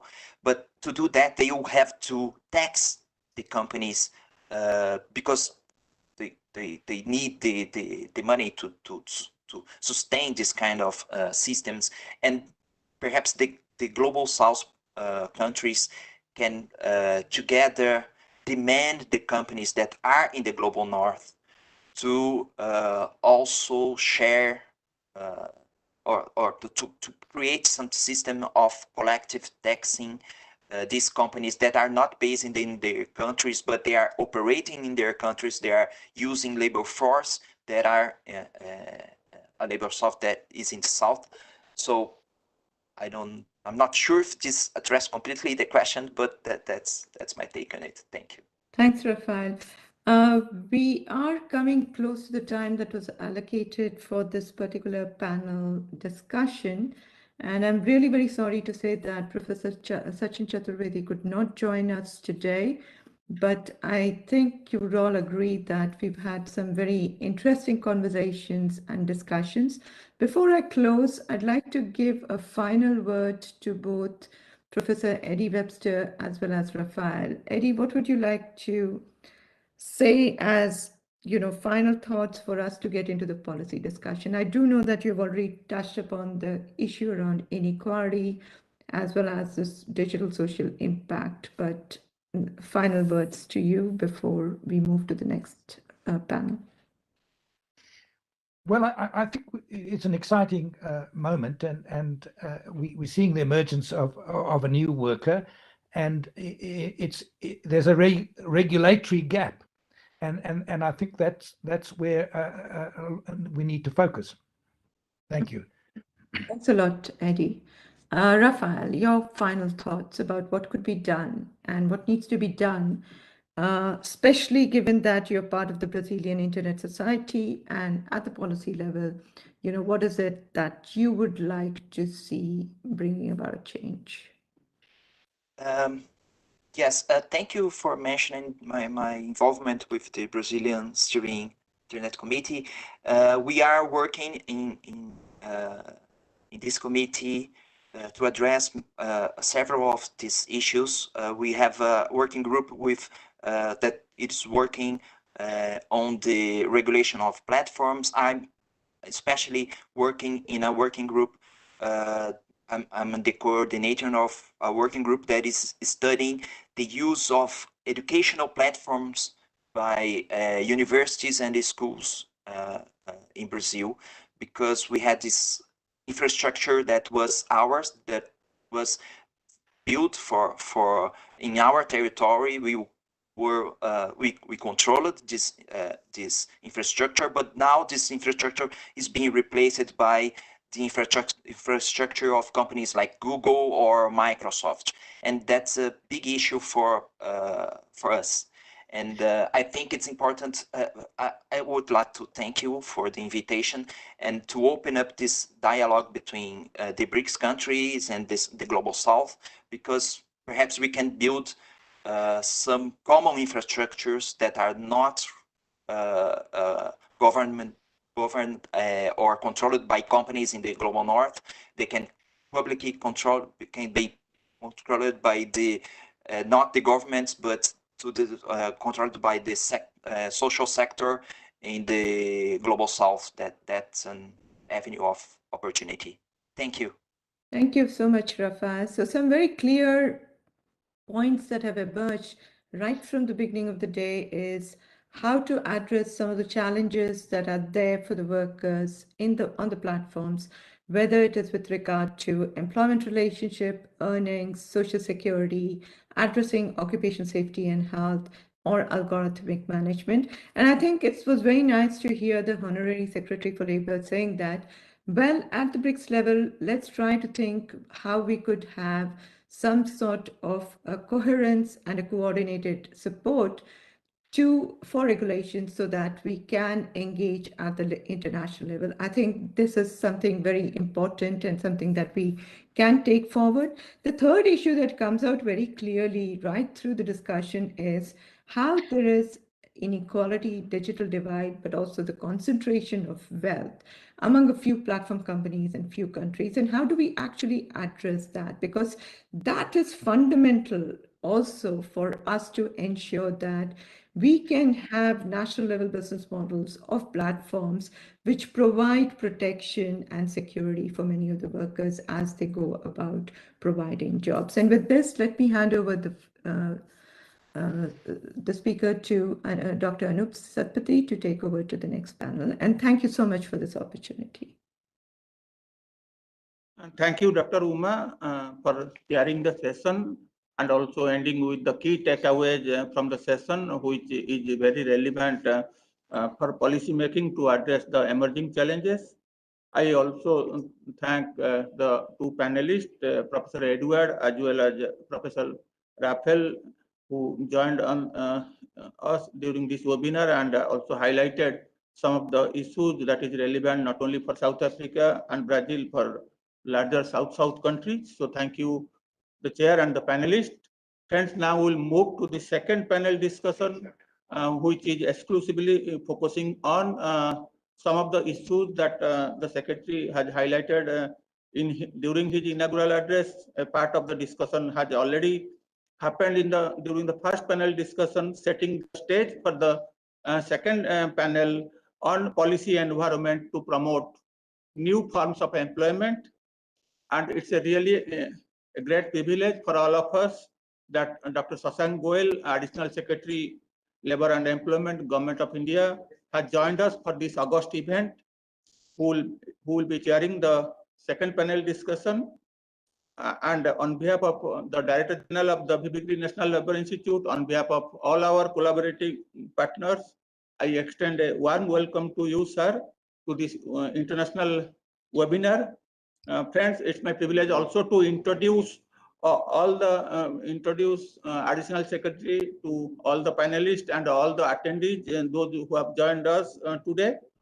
Dr. Goel is a senior civil servant and an Indian Administrative Service Officer of the Telangana cadre. He has more than 32 years of experience in the civil service and has worked in various capacities both in the state as well as in the central government. Before joining the Ministry of Labour and Employment, Dr. Goel was the Chief Electoral Officer of the Telangana and has also served as the Principal Secretary of Labour, Employment and Training and Factories Department of the Government of Telangana. Sir, a warm welcome to you to this webinar. Friends, we also have been joined by three distinguished panelists. We have joined by Dr. Tu Wei, who works as a senior researcher with the Chinese Academy of Labour and Social Security. His research interest focus on international comparison of labour law and labour standard, digital labour platforms, and international labour standards. And the Chinese Academy of Labour and Social Security is also one of the partner of the BRICS Network of Labour Research Institute, and we closely collaborate with the Chinese Academy on various issues relating to the BRICS countries. So welcome, Dr. Wei. We also have been joined by Madam Sabina Diwan, who is the founder as well as executive director of the Just Job Network in India. She is also a senior visiting fellow at the Center for Policy Research in India and a non-resident fellow at the Kersey School of Public Policy at the University of New Hampshire. So welcome, Madam Sabina Diwan, to this panel discussion. And also I would like to welcome Dr. Maria Sergieva, who is from All Russian Scientific Research Institute of Labour, again a collaborating partner of the BRICS Network of Labour Research Institute. She is an expert on poverty, human development, and inclusive economic growth. And Dr. Maria, during some last moment change, Dr. Maria Udina was supposed to join us on the call, but because of some last moment changes, Madam Dr. Maria Sergieva has joined us on the call. So, Madam, welcome to you. So, with this brief introduction of the chair as well as the panelists, it's my pleasure to hand over the floor to the Additional Secretary, Ministry of Labour and Employment, Dr. Shashank Goel, sir. Sir, over to you. Thank you, Giri National Labour Institute, Director General Dr. Srinivas, and all the other panelists and participants in this international webinar. I would like to thank you for giving me this opportunity to participate and share my views with all the experts who are present here in the panel. Building up from the discussions we had so far, from the address by the chair, the Secretary, Ministry of Labour and Employment, and also the panel discussions which have taken place in the panel which has just completed their deliberations, I would like to present my views on this subject. As we learned from the discussions which have taken place so far, the JIG and platform working, it provides number of advantages in terms of flexibility of employment. At the same time, it is very easy to upscale the operations of this activity, and this has enormous potential for increasing the GDP and also employment. It is at the same time, this kind of working, gig and platform working, it provides more options to consumers for availing various services. So it has a lot of benefits for the consumers also. There is a lot of ease of doing business involved with this kind of working, and it is very easy to start this activity, this economic activity of gig and platform workers. So this has a lot of advantages as far as this form of working is concerned. And I would also like to share the experiences indicated by the other panelists so far, is that all this has been happening by and large in the absence of any policy interventions or policy environment. So all this new form of working has emerged without any regulatory or any intervention from the state as such. Then some of the policy environment challenges which have emerged from the discussions which have taken place so far are relating to issues of protection to workers in these various forms of employment which is provided by these gig and platform working. Social security benefits issues are also there, how we provide the social security benefits to the workers, how the dispute resolution mechanism will be there in case of the contractual parties, basically the people who are providing the platform and those who are using the platform to engage themselves. What will be the service conditions, how they will be defined for these workers who are engaged in these forms of working. So these are some of the policy environment challenges which have emerged in the discussion so far. So I would like to just share my views, just thinking aloud about how we should proceed with the policy interventions in this area. So on that, just my views are there, that how much should policy making intervene in this process, which has so far developed without any policy intervention at all, or minimal policy interventions from the state. And while how much our policy making intervention should protect the advantages of this form of employment, because this has huge potential for employment generation and also for the economic growth. And how much should the market competition and market provision of services should take place to provide for things like social security benefits and protections to workers, etc. How much we should leave these issues to the market competitions to provide this kind of protection and benefits to the workers, rather than the state directly intervening and trying to frame policy guidelines for some sort of regulating this activity. How much it is desirable to do so. Then how much is what are the international experiences and learning in this area? Because the different forms of employment platforms, etc., are being operated in different countries, and some of these issues must have come in these activities relating to workers, and how these countries have responded, whether they have at all responded, or whether they are thinking devising some policy to intervene in the matter. So what are the international experiences and learning so far from this, and how international organizations like the International Labour Organization, which is the main organization for international learning and also for setting up international standards, how they can help us in the process, so that other countries can also follow this model which can be developed by the ILO. So these are my initial thoughts about policy intervention issues which are concerned.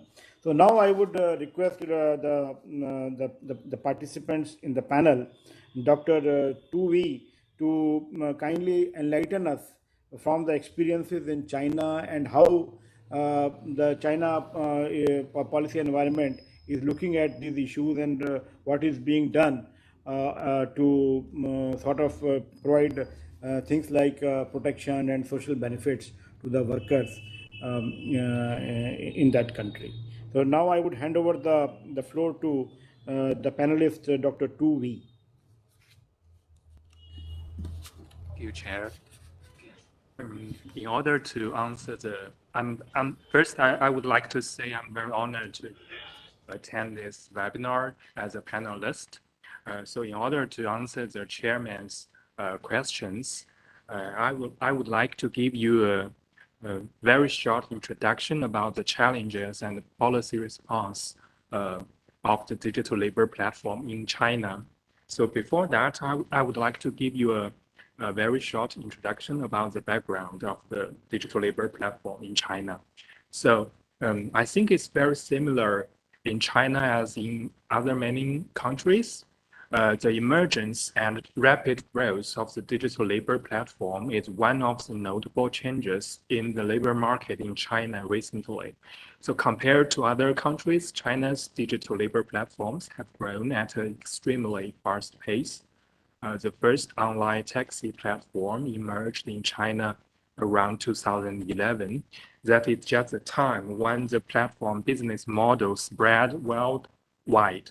So, but it has really accelerated until 2015. So according to the World Employment and Social Outlook by ILO 2021, the revenue generated by China's platform economy accounts for 22% of the world's platform economy, the second highest after the US at 49%. So the penetration of digital labor platforms into various sectors, especially the service sector, is also increasing in China. So in line with the growing market of the platform economy, the overall numbers of the workers earn an income on the platforms shows a rapid growth. And the digital platform work is of the mainly new employment opportunity in China. So I think it's very similar to Brazil. The emergence of the pandemic has further stimulated more demand for the platform service, such as food delivery, online healthcare, online education, and fresh food delivery, etc. Also, the live streaming marketing and the culture industry are also becoming the new sectors that provide large number of platform jobs because of the COVID-19. The digital labor platform challenges the labor regulation in China. So these risks mainly include employment status, poor working conditions, limited coverage of the social security, especially no coverage of the work-related injury insurance, and inadequate representation of the workers. So let's move to the policy response of the Chinese government. China's labor regulation have been evolving with these challenges. I broadly divided it into 3 stages. So in the first phase, which started at 2015 to 2018, only sectoral regulations, but no labor regulations. So during this period, the excessive development of the digital labor platform revealed a number of problems concerning the passenger safety and the competition and monopoly, which triggered criticism in the society. A number of departments, including the Ministry of Transportation and the National Administration of Food and Medical Products, etc., introduced a series of sectoral regulations ranged from the driver's license permission to food safety. So the labor market regulation during this period was still prudent, and the slang is usually used to describe the situation "let the bullet fly," so which is from a very famous Chinese film in 2010. So in the second phase, which is start in 2018 to 2021 July, the reform of the social insurance system is conducted by some local provinces.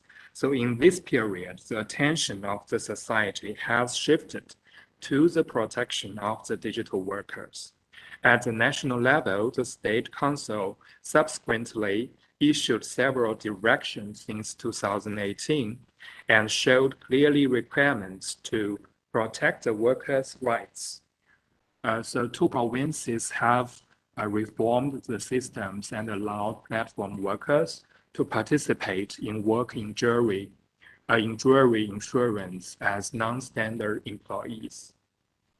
So in the third phase, so I will spend more time, which start in 2021 July to present. So labor regulations move beyond a dichotomous approach, and the reform aims at workers' basic rights protection.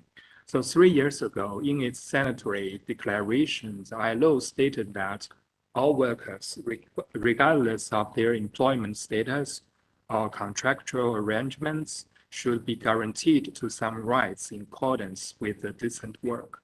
So similar to this idea of the declaration, there is a widespread agreement on the need to reform and innovate the labor law system in China.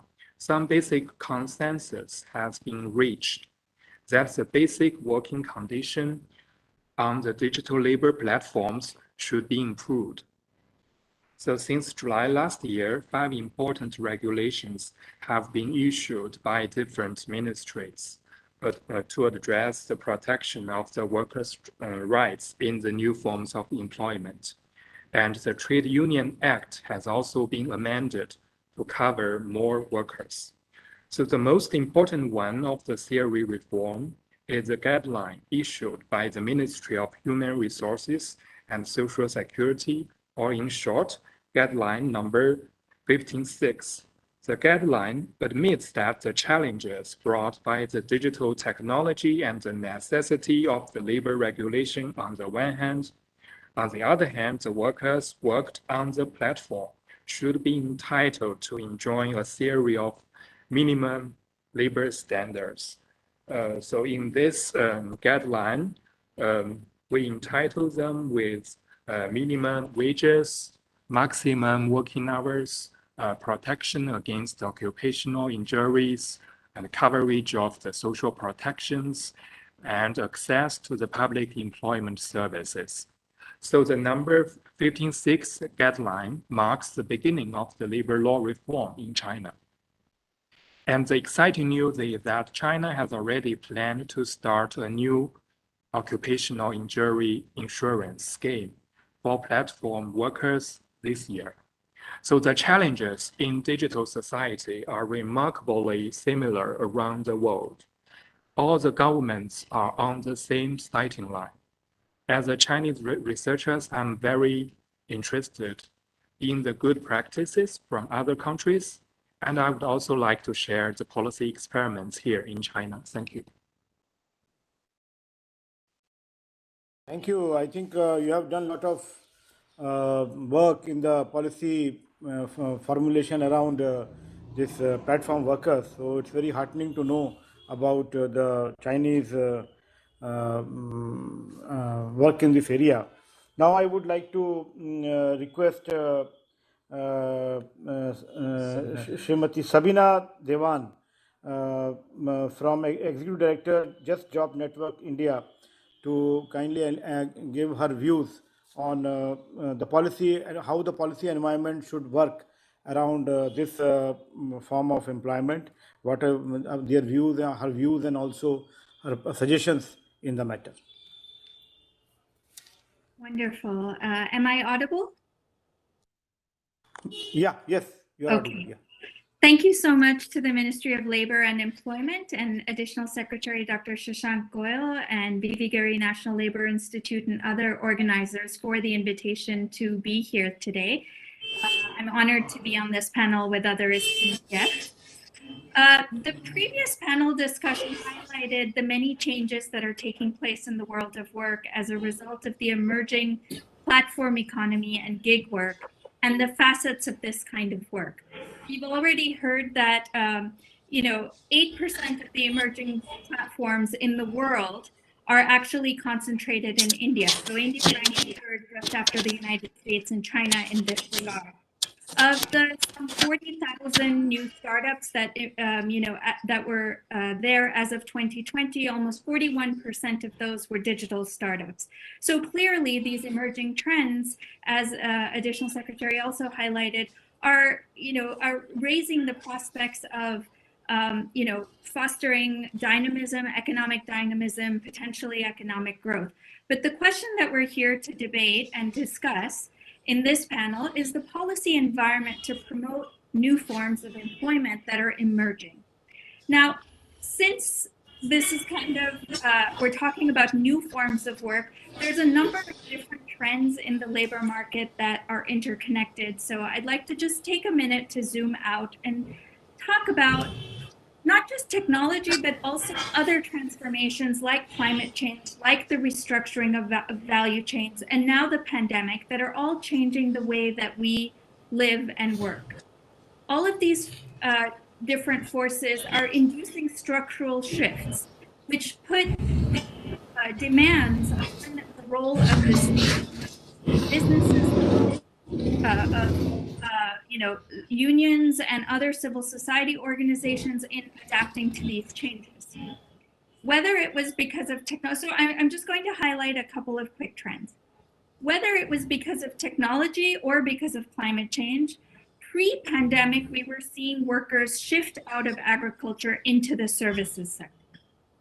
With the pandemic, disruption of supply chains and pandemic-induced labor shortages, we know that manufacturing has suffered. And how and whether this leads to reshoring or offshoring is still to be seen. Whereas employment in agriculture has gone down and manufacturing has remained relatively flat for almost 3 decades now, we've seen tremendous growth in services, both in terms of employment as well as services value add in GDP.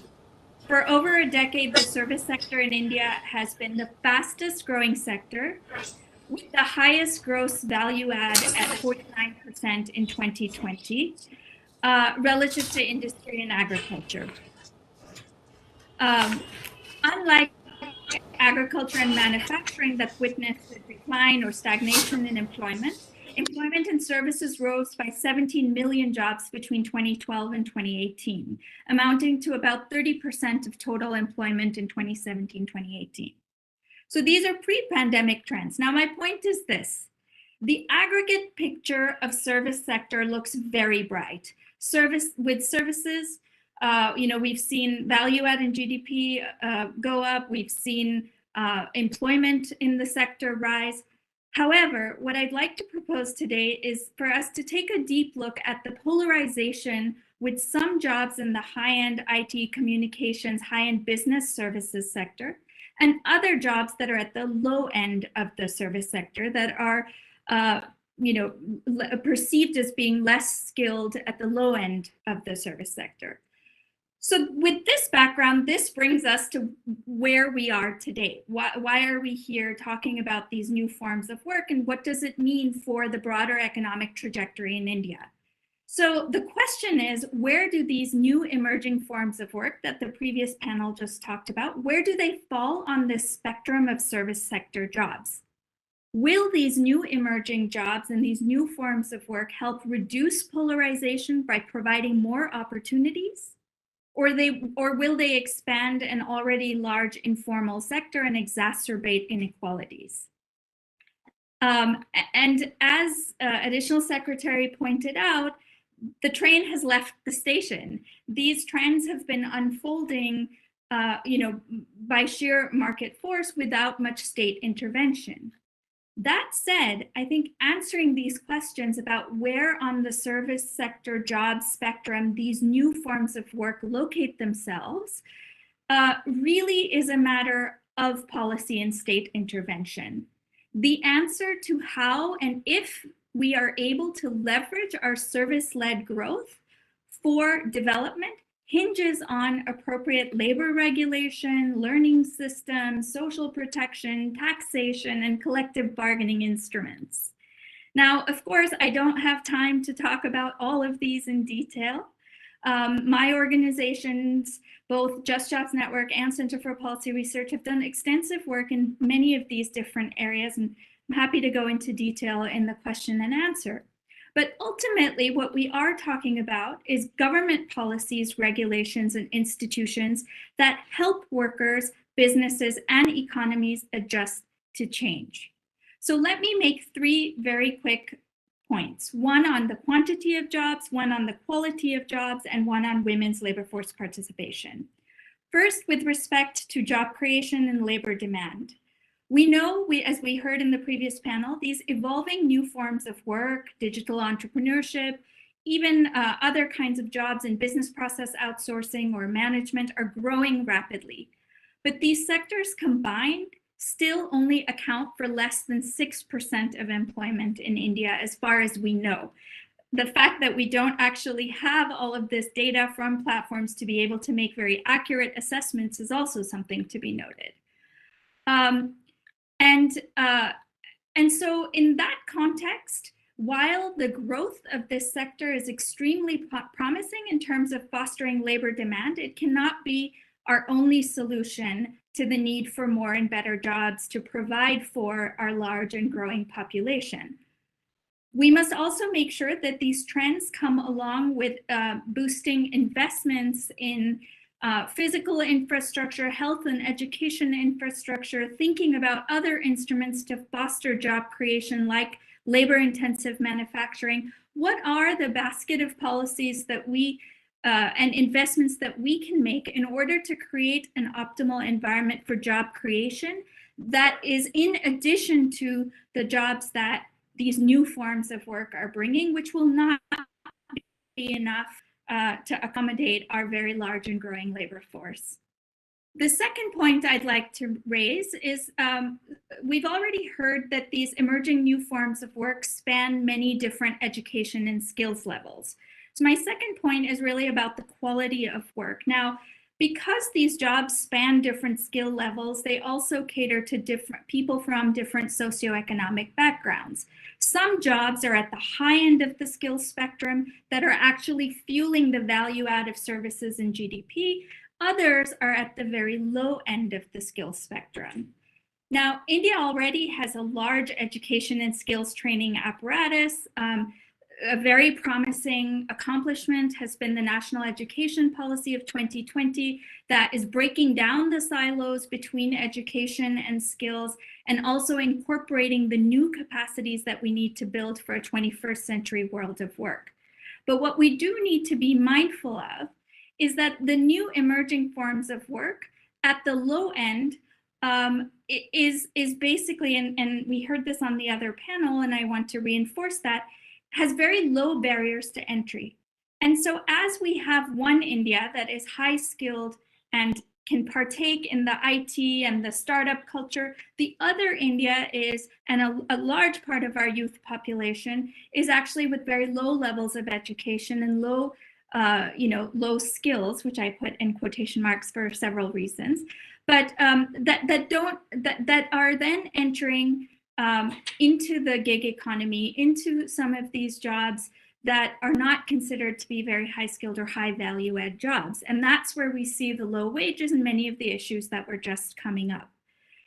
This trend is being exacerbated by the pandemic, which, as a result of the shocks to employment, there's an influx of labor, and this is driving some of the exponential growth that we're seeing in these new forms of work.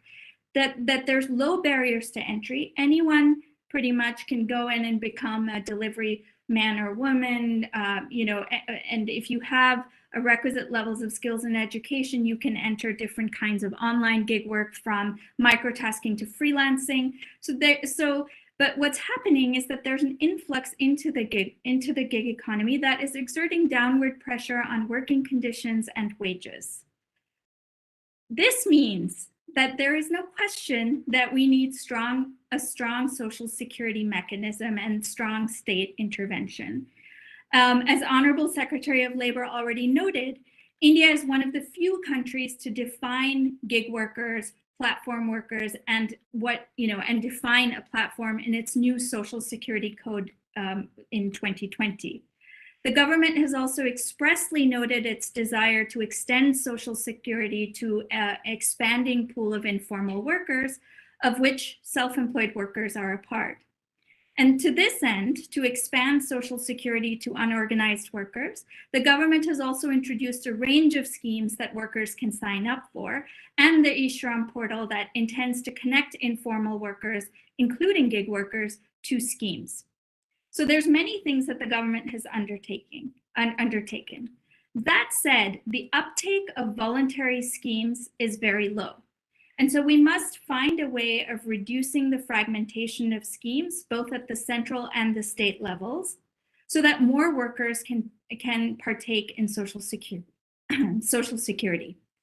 And with over half of our workforce in informal employment, and this number rising, we need to iteratively move toward universal coverage for basic social protection and Social Security.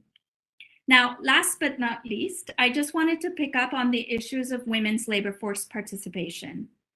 It is absolutely true, and our fieldwork, both the fieldwork that I've done with Just Jobs and with the Center for Policy Research, reinforces the idea that women deeply value the flexibility that comes with these emerging new forms of work.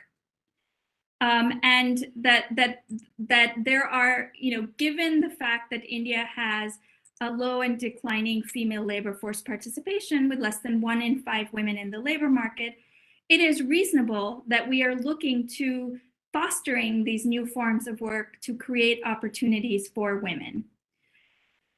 All of that is absolutely one of the big benefits that we hope we can leverage. However, just a word of caution there, which is, again, we need a whole basket of policy interventions if we are to realize women's economic participation. We don't want to run the risk of an over-reliance on home-based digital work that can inadvertently reinforce patriarchal norms that keep women out of public spaces. What we need to do is to pay equal attention to a range of regulations that enable women's work, especially outside the home. For example, separate bathrooms at the workplace, childcare, safety, enforcement of equal wages. Otherwise, we won't be able to truly harness women's productive potential and foster their participation in a range of economic activities, including those that are offered by the gig economy, not just for home-based work, but also on location and other forms of gig work. So with that, Additional Secretary, I will stop there. Thank you, Chair, for this opportunity, and I look forward to any questions. Thank you.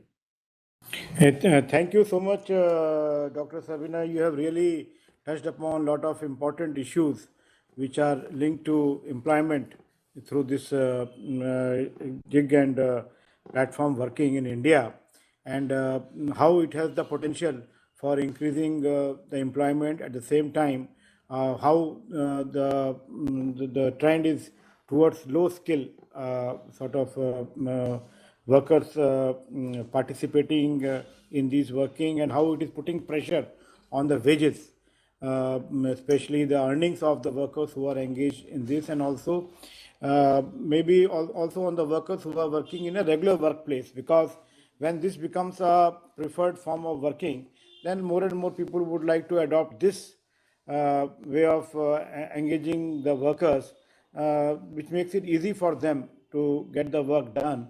And so the more formal form of employment will tend to come down through this. So all these dilemmas, policy dilemmas also, you have very rightly pointed out, which is something which we all have to deliberate together and see how we can find a balance between the need for improving employment by using this opportunity. At the same time, how to see that this form of employment does not exacerbate the situation and put pressure on the wages, earnings, working conditions, and also on the women participation and their going out and public spaces and work there. So all these things are policy dilemmas which we really have to look into while promoting this form of working. But I would say that because we have there is a need for creating more and more jobs in the economy at present in our situation. So any form of employment, whether it is a gig and platform form of working, or whether it is a formal workplace, any form of employment at present we need to promote, and then partly the market will decide, and partly the market conditions will decide that which form of how to get a balance between these different options which are available for providing employment. Thank you so much for giving very valuable insights into for the policymakers in this form of working. So thank you so much. Now I would like to request our panelists, Dr. Maria Sergeva. I hope I'm able to spell out the name correctly, to the researcher from all Russian Scientific Research Institute of Labor, to kindly share her experiences from Russia and the policy environment which is being contemplated, or is it is in place in Russia to for this new form of engaging workers, gig and platform working, or new forms of working. Thank you. The floor is over to Dr. Maria from Russia.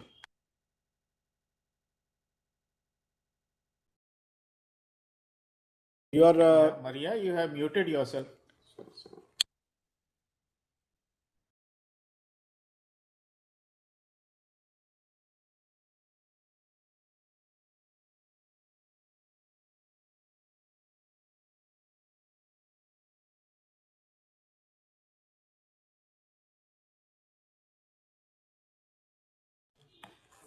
Dr. Maria, could you please unmute yourself?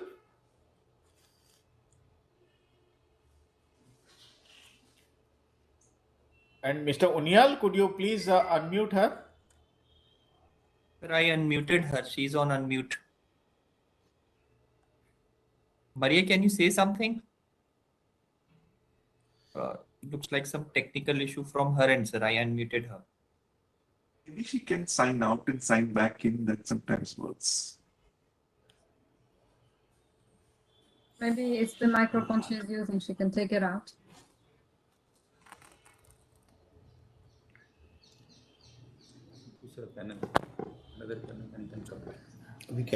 Dr. Maria, we'll just come back to you, Dr. Maria. In the meantime, as the chair has very rightly said, what should be the level of intervention by the state in these new forms of work and the emerging forms of employment that have been happening? Dr. Maria, are you able to hear us? I can hear you, but can you hear me?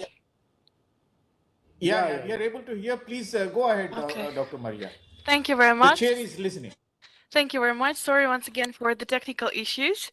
I suppose these things happen.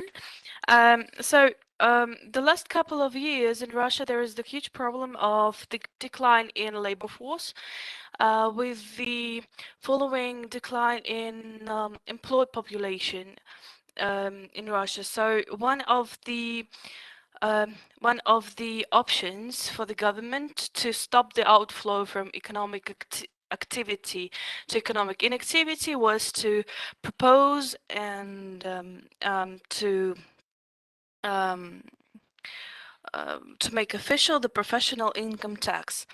The professional income tax was firstly introduced in 2019, so before the pandemic, and it is a special tax regime for self-employed citizens. And it is important to note that Russian laws actually do not state the specific types of self-employed activities that actually correspond to the modern realities of digital transformation. But this question is being discussed, and it is a rather disputable question. So a lot of changes in laws and a lot of different newly forms of employment are trying to be reinforced into the actual labor law in Russia. So some of these questions are still being discussed and do not have a formal official law form. So what is important to say is that the owners of Russia's leading digital platforms attribute the popularity of self-employment primarily to the simplicity of the tax regime that was discussed before. One of the main specifics of the simplicity of the tax regime are the minimum level of taxation. Of course, we're speaking about relative minimum, and the least administrative burden that there actually can be, as to become the payer of the professional income tax. You have to register in the tax service, and that is actually the only thing you have to do. And so for many citizens, it becomes the first stage in the development of their own business. Another significant factor of self-employment being more and more popular in Russia is its flexibility, as self-employed can actually independently determine the workload that they have, the work schedule they work, and of course the means that they use for the work they do. And representatives of the platform note that the performance most appreciate the flexibility the cooperation with different platform provides. At the same time, the growth of self-employment contributes to the withdrawal of the labor market from the gray zone. So according to the Federal Tax Service, 45% of the self-employed registered, meaning that 45% of those who registered as payers of the professional income tax had no official income a year before the registration.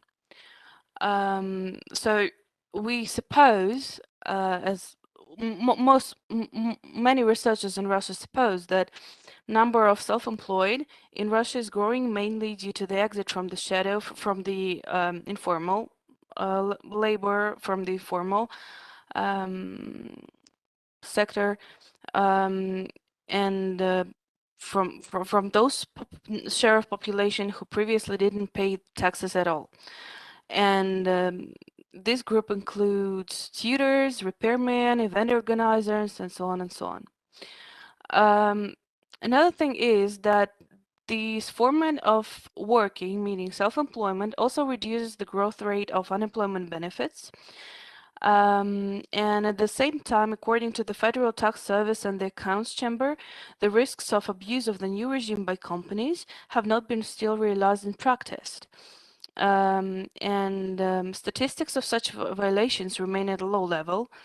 That confirms the readiness of business to develop in civilized formats. However, there are several risks that are still being discussed, and we're trying to solve it with improving the regulation of employment law in Russia.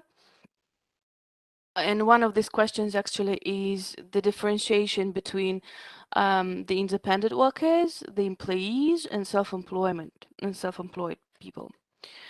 However, instability of social labor relations in the platform employment segment can serve as a serious obstacle to the formation and development of stable employment and favorable working conditions, social protection of employees, and the formation of competitive skills and demand for the future. So another important question is the social security, but we're going to talk about it a little bit later. Regardless of the actual scale, the development of the gig economy has caused fierce discussions about the impact on labor practices and labor standards for both of those who perform gig work and those who have more traditional jobs that can be undermined by the new and regulated labor force. Leading platforms offer special insurance products for the self-employed, but not all of them. The working conditions of the platform differ significantly depending on the size of the site and the field of activity. An important thing is that according to the Federal Tax Service, we're using the data dated January 2022. There are about 4 million citizens in Russia applying a special tax regime, meaning the professional income tax. and most of them are actually individuals, meaning they are self-employed. And 5% of these 4 millions are actual individual entrepreneurs. So the thing is that individual entrepreneurs in Russia, that is category that is used in the employment law. However, self-employment and self-employed as of yet has not been introduced in the law at all. So this is the problem that nowadays the working group is working on and trying to settle the issues that can rise from that. An interesting thing is that the self-employed in Russia are heterogeneous, and many use this mode to rent apartments and contribute to social funds, and contributions to social funds are actually not important for them at all. About 43% of self-employed are part-timers, meaning they have their main job, and the second job, the self-employment job, is just an additional activity for them, for additional income, of course. The owners of platforms in Russia are opposed to uniform mandatory standards of social guarantees. They advocate differentiation, and that brings forward the problem of, once again, differentiating between employees and self-employed, and raises forward the problem of providing social security for self-employed, and the issue of whose responsibility it is. To better understand the Russian specifics of self-employed, let us turn to the All-Russian Telephone Survey.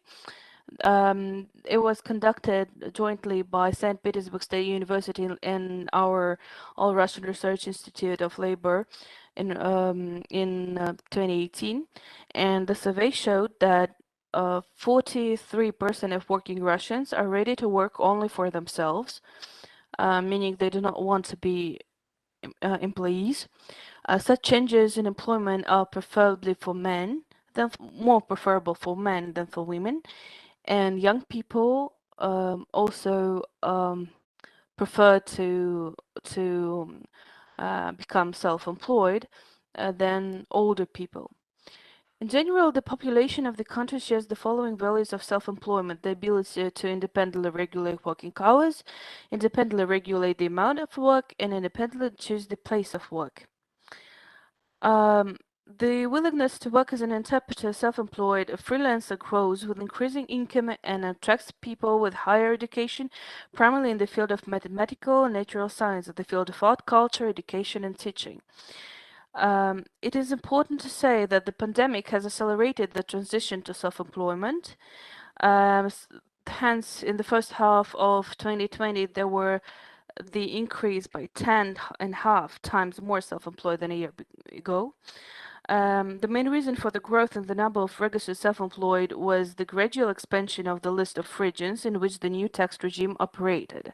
So the professional income tax was one of the reasons for people switching from employees or individual entrepreneurs into the self-employed mode. The number of self-employed in the world has been growing for 2 decades in a row. However, they were the most affected by the pandemic, and 58% received fewer orders than usual in August, and 20% said that they were ready to prefer stable salary to freedom. Stable salary to freedom. However, there are those who only have more work. The self-employed who finds job through apps such as drivers hired by the private sector are among the least affected. The pandemic has accelerated the process of global digitalization. And summing up, we emphasize the following.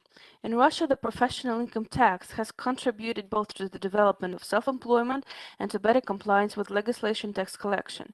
However, the reduction of mandatory insurance premiums increases the problem of precarious employment, and there is the need for differentiation in the regulation of the economy, and it cannot be used as an excuse for the loss of social guarantees.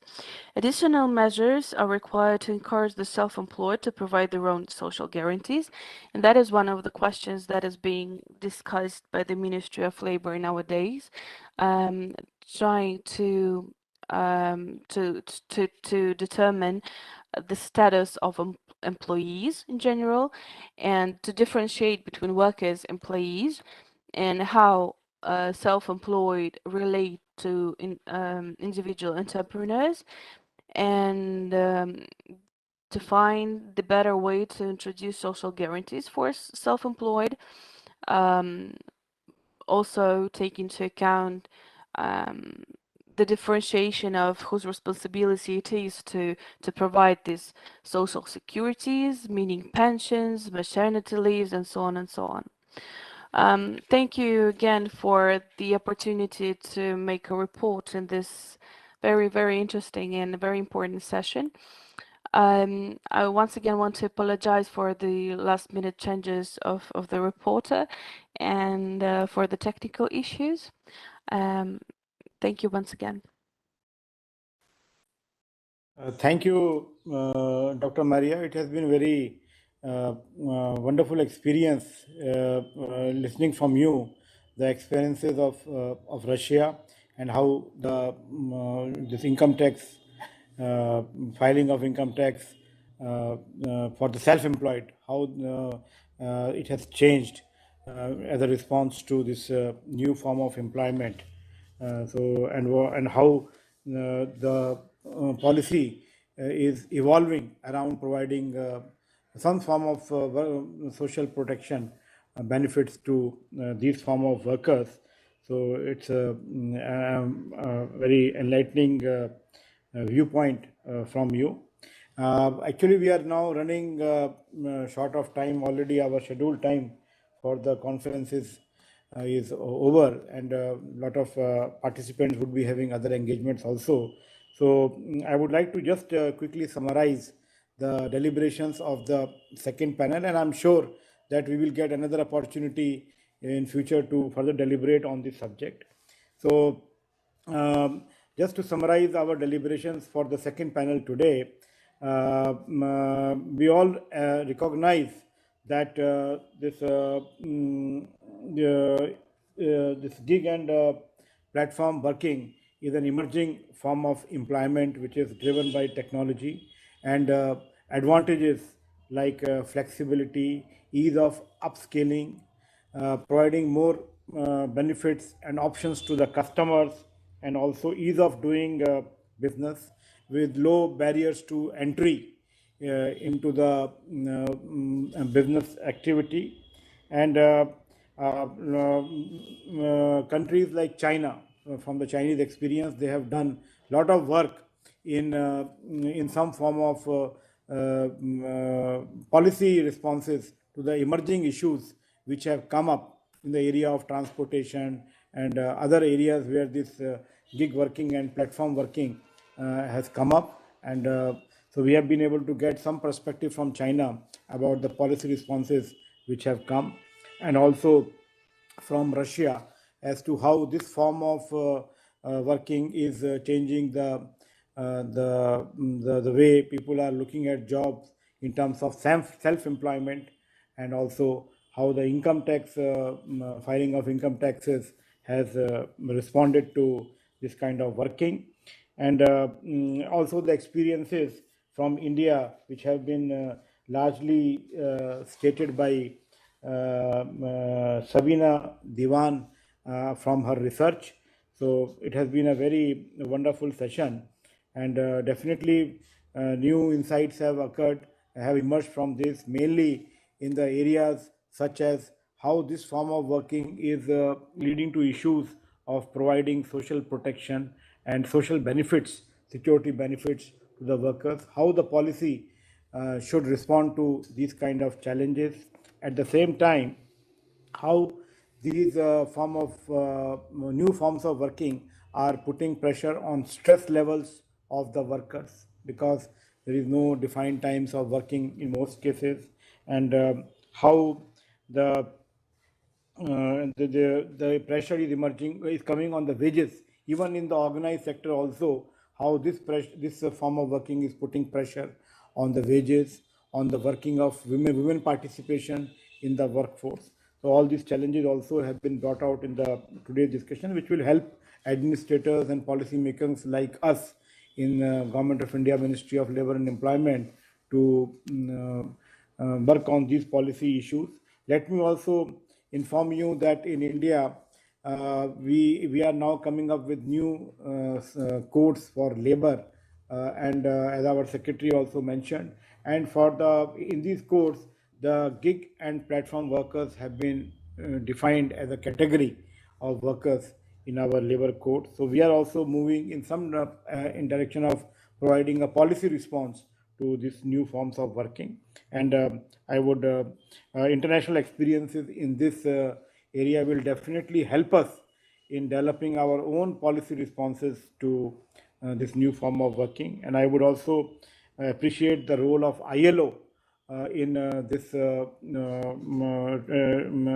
in collecting data and experiences of the other countries in to this form of working, and definitely from the ILO's reports which have come up in this area, definitely we will benefit in developing our own policy responses in India to this form of to this form of working. So I think definitely together we will be able to provide some sort of protection and social benefits to the workers who are coming up and engaging them in this form of working. So I would like to thank the Giri National Institute of Labour in India for having organized this webinar, and also all the participants from different countries, the BRICS countries, for sharing their views and experiences and concerns about this form of working. And I am sure that from the deliberations of this today's webinar, administrators and policymakers like us in India will get benefited in formulating our responses. So thank you all of you for your views, and we look forward to continued participation and working with you in other webinars also, which we will continue to conduct periodically on this. Thank you once again. Thank you very much, sir. In fact, the second session has been quite enlightening on what should be the policy responses, in what measure the policy responses need to be there, especially when we are in the stage of market economy, and the experiences, like in China, there has been a lot of work that is being done in different phases, like 2011 to 17 and 2018 to 21, and again July 2021 to the present, various measures that have been taken towards, especially towards providing injury benefits as well as on the social security front, and Russia for stressing the importance of the self-employed and social security to them. And in fact, both the discussions, panel discussions, have been quite enlightening today. And now I would request Ms. Amita Amorin and Snehal Sonji to wrap up this whole webinar. And over to Amita and Snehal. Yes, thank you so much, Srinivasji, and thanks a lot to the Secretary of Labor, to my colleagues, Dagmar Barter. Thanks also Snehalji and Anoopji. So just namaskar. It's very hard to 5 minutes to sum up such a wonderful discussion, but I think just to relay a little bit to the comments that have been done earlier by the Director of ILO New Delhi office, Dagmar. The ILO is working very much, and I'm here in the partnerships department. We're working very much in this context of the digitalization, gig economy, and BRICS, but also through the approach of South-South and triangular cooperation. We have worked very actively in supporting together with the government of India and also BRICS countries. So as you could hear, India has a very strong involvement with the ILO and South-South cooperation through, I would say, the VVGIRI agreement with the ITC-ILO and training, but also through the India Fund that supports the Caribbean on skills.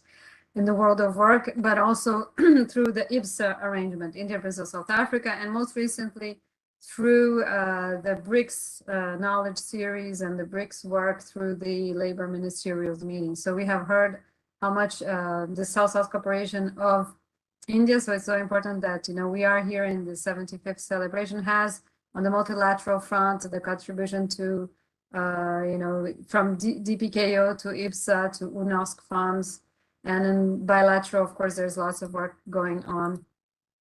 And finally, for us, it's really important to have the series like we had with Snehal that will speak soon on BRICS and CIS. And we had the honor of having Vivi Giri very active working with us in both BRICS Knowledge Series and the CIS. And this was very much to give a voice to the BRICS LAM outcome document, the labor ministerial outcome document that was focusing on formalization of the informal economy.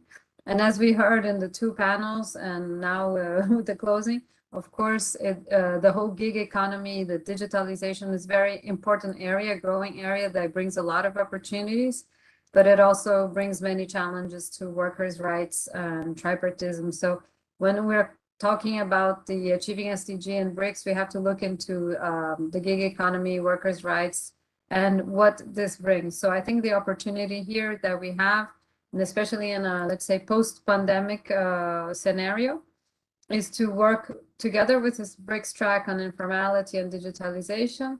There's been several works done with the ILO on this, and there's also a possibility of continue to cooperate on this through the Chinese presidency. So we're happy that we had the presence of China academies, and but it's also important to have the whole BRICS together working on this. So just to, in a nutshell, to say that, you know, for the ILO, it's very important, as you heard from Dagmar, to work on the topic of the gig economy, always putting workers' rights in the forefront for women and men. We heard from Eric the whole question of gender disparity and, you know, north-south divides from Raphael. So I think very important to keep those in mind. So I would, in view of the time, I would just once more thank the invitation to the ILO to be part of this important celebration.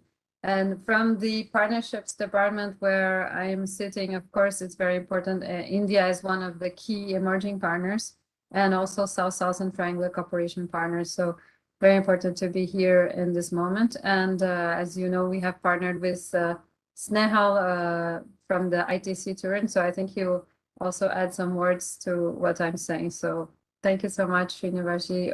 Over to you. Thank you, Anita. Thanks for this collaboration, the South-South desk of the Geneva, and we thank the ILO also. Now, I would also like to remind that VV Giri National Labour Institute and International Training Center of ILO at Turin have a MOU which has been signed in 2018 and is going to be current for up to 2023.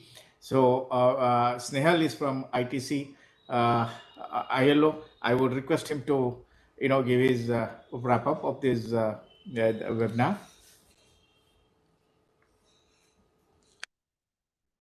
So much, Dr. Srinivas, and also thank you, Dr. Shashank Goel, Dagmar, Walter, Dr. Bartwal, Secretary, and the esteemed panelists.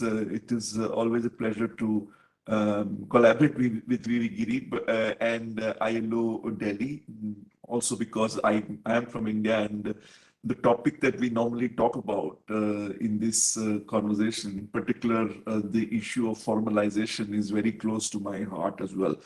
The only thing, in addition to everything that has been said and the discussion that has taken place, that I would like to add is really the importance of capacity building. And I think this is a very critical, but if I may say so, an often ignored aspect of these discussions, whether we are talking of policymakers, whether we are talking of practitioners, whether we are talking of people who are themselves impacted by the gig and platform economy or part of this particular economy are also need to be reached out to in terms of raising their awareness, of course, to access their rights, but also to be able to be, especially in every conversation that we've had, we've talked about the large levels of informal economy and their ability and their understanding and their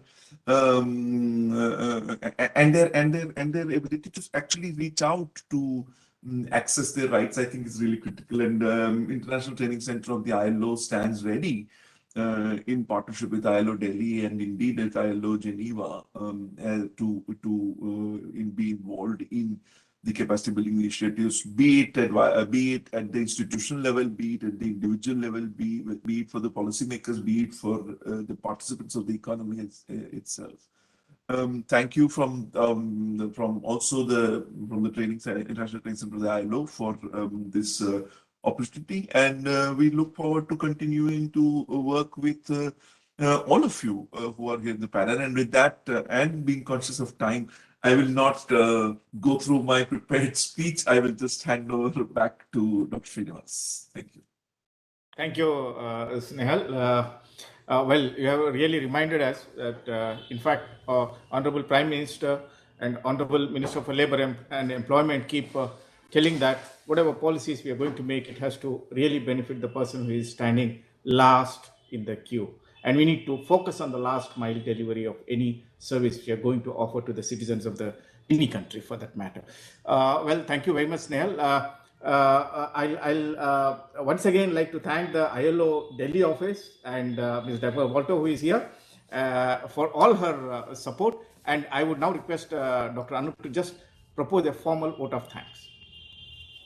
Sir, thank you for handing over the floor. And before I propose a formal vote of thanks, as Anita has stated during her speech that China will be has assumed the presidency of the BRICS leaders meeting for the next year for 2022, and there will be a brief announcement from our Chinese colleagues from the Chinese Institute for Labor. So I hand over the floor to them for 2 minutes. So they have to make some important announcement before I formally propose the vote of thanks. So over to Mr. Liu Gengyua from the Chinese Academy of Labor and Social Security. Okay, thank you. I'd like 2 points. The first of all, on behalf of Jim, I would like to extend my sincere thanks to the organizer. Thank you for all the efforts. The second point is that I want to brief to all my network members what our consideration for the activities we are going to do in April this year, which is in line with the Labor Minister Conference. Regarding the detailed date, it will be informed to all the members very soon by the Ministry of Labor and Social Security International Cooperation Department. And apart from that Labor Minister Conference, we CAUS as presidency of the networking, we are considering to have a short-time seminar or workshop, including the 3 points. The first, we will give a very short summary for the past activities in the past years. The second point, we are going to share the research findings, which is in last year, oh no, the year last, okay, I think 2020, when Russia is the presidency. We're going to share the research funding of that research by each member institute. So I would like to expecting all my member institute to finish the research work by that time. The third point, we are going to proposal what we're going to do in after April this year. That is when China has the presidency. What we're going to do, we just inform you that time. Thank you all. Bye bye. Thank you, Mr. Liu.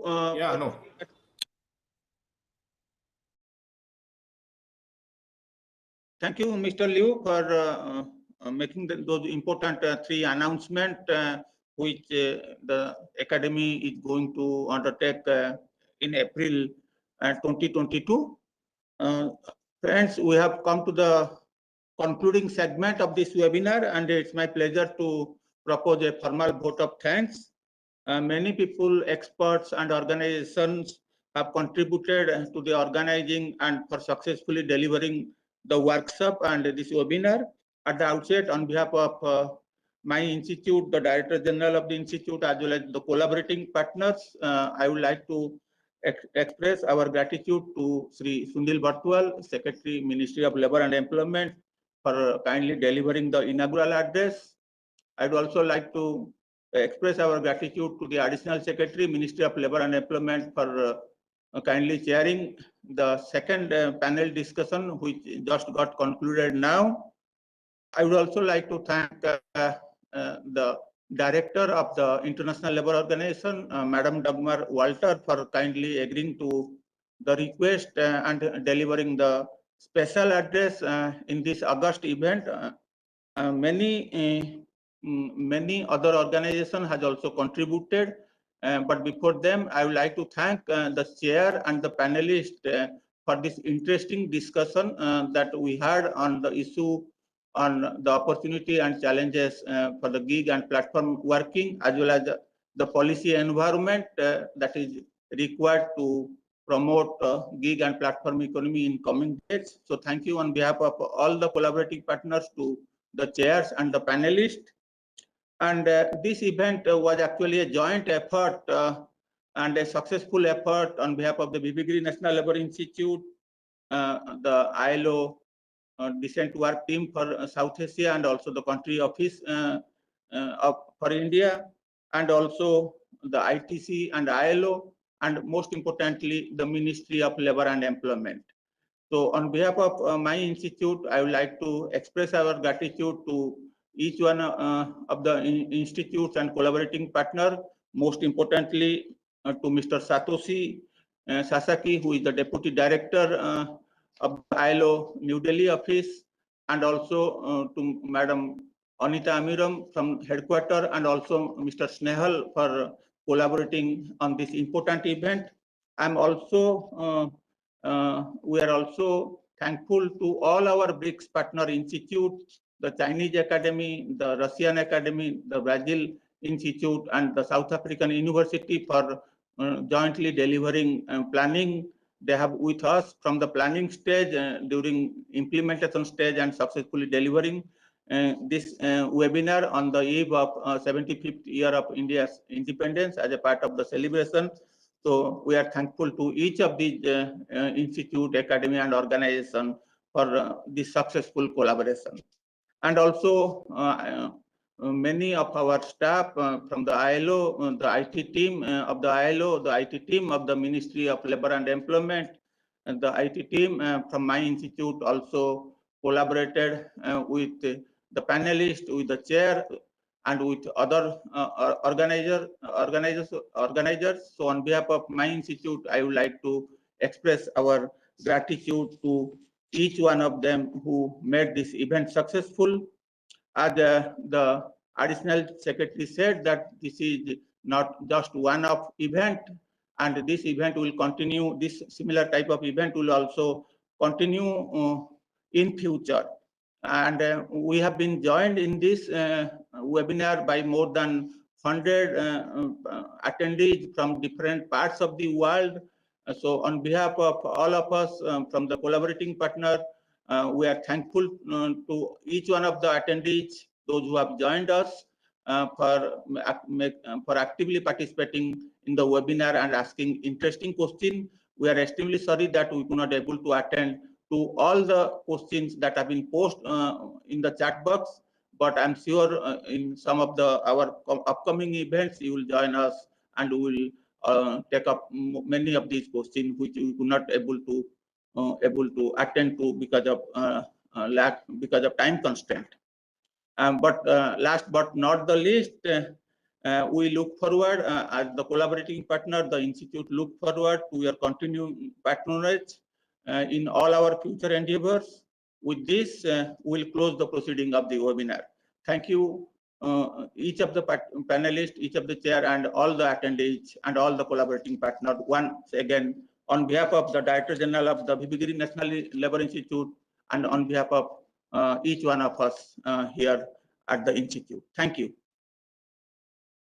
With the permission of the chair, we close the proceedings and close this webinar, while thanking each one of the participants who has joined, whether it is the state government officials or the trade unions or employers associations, civil society members, press, media, whoever has joined with us. We extend a very heartfelt thanks.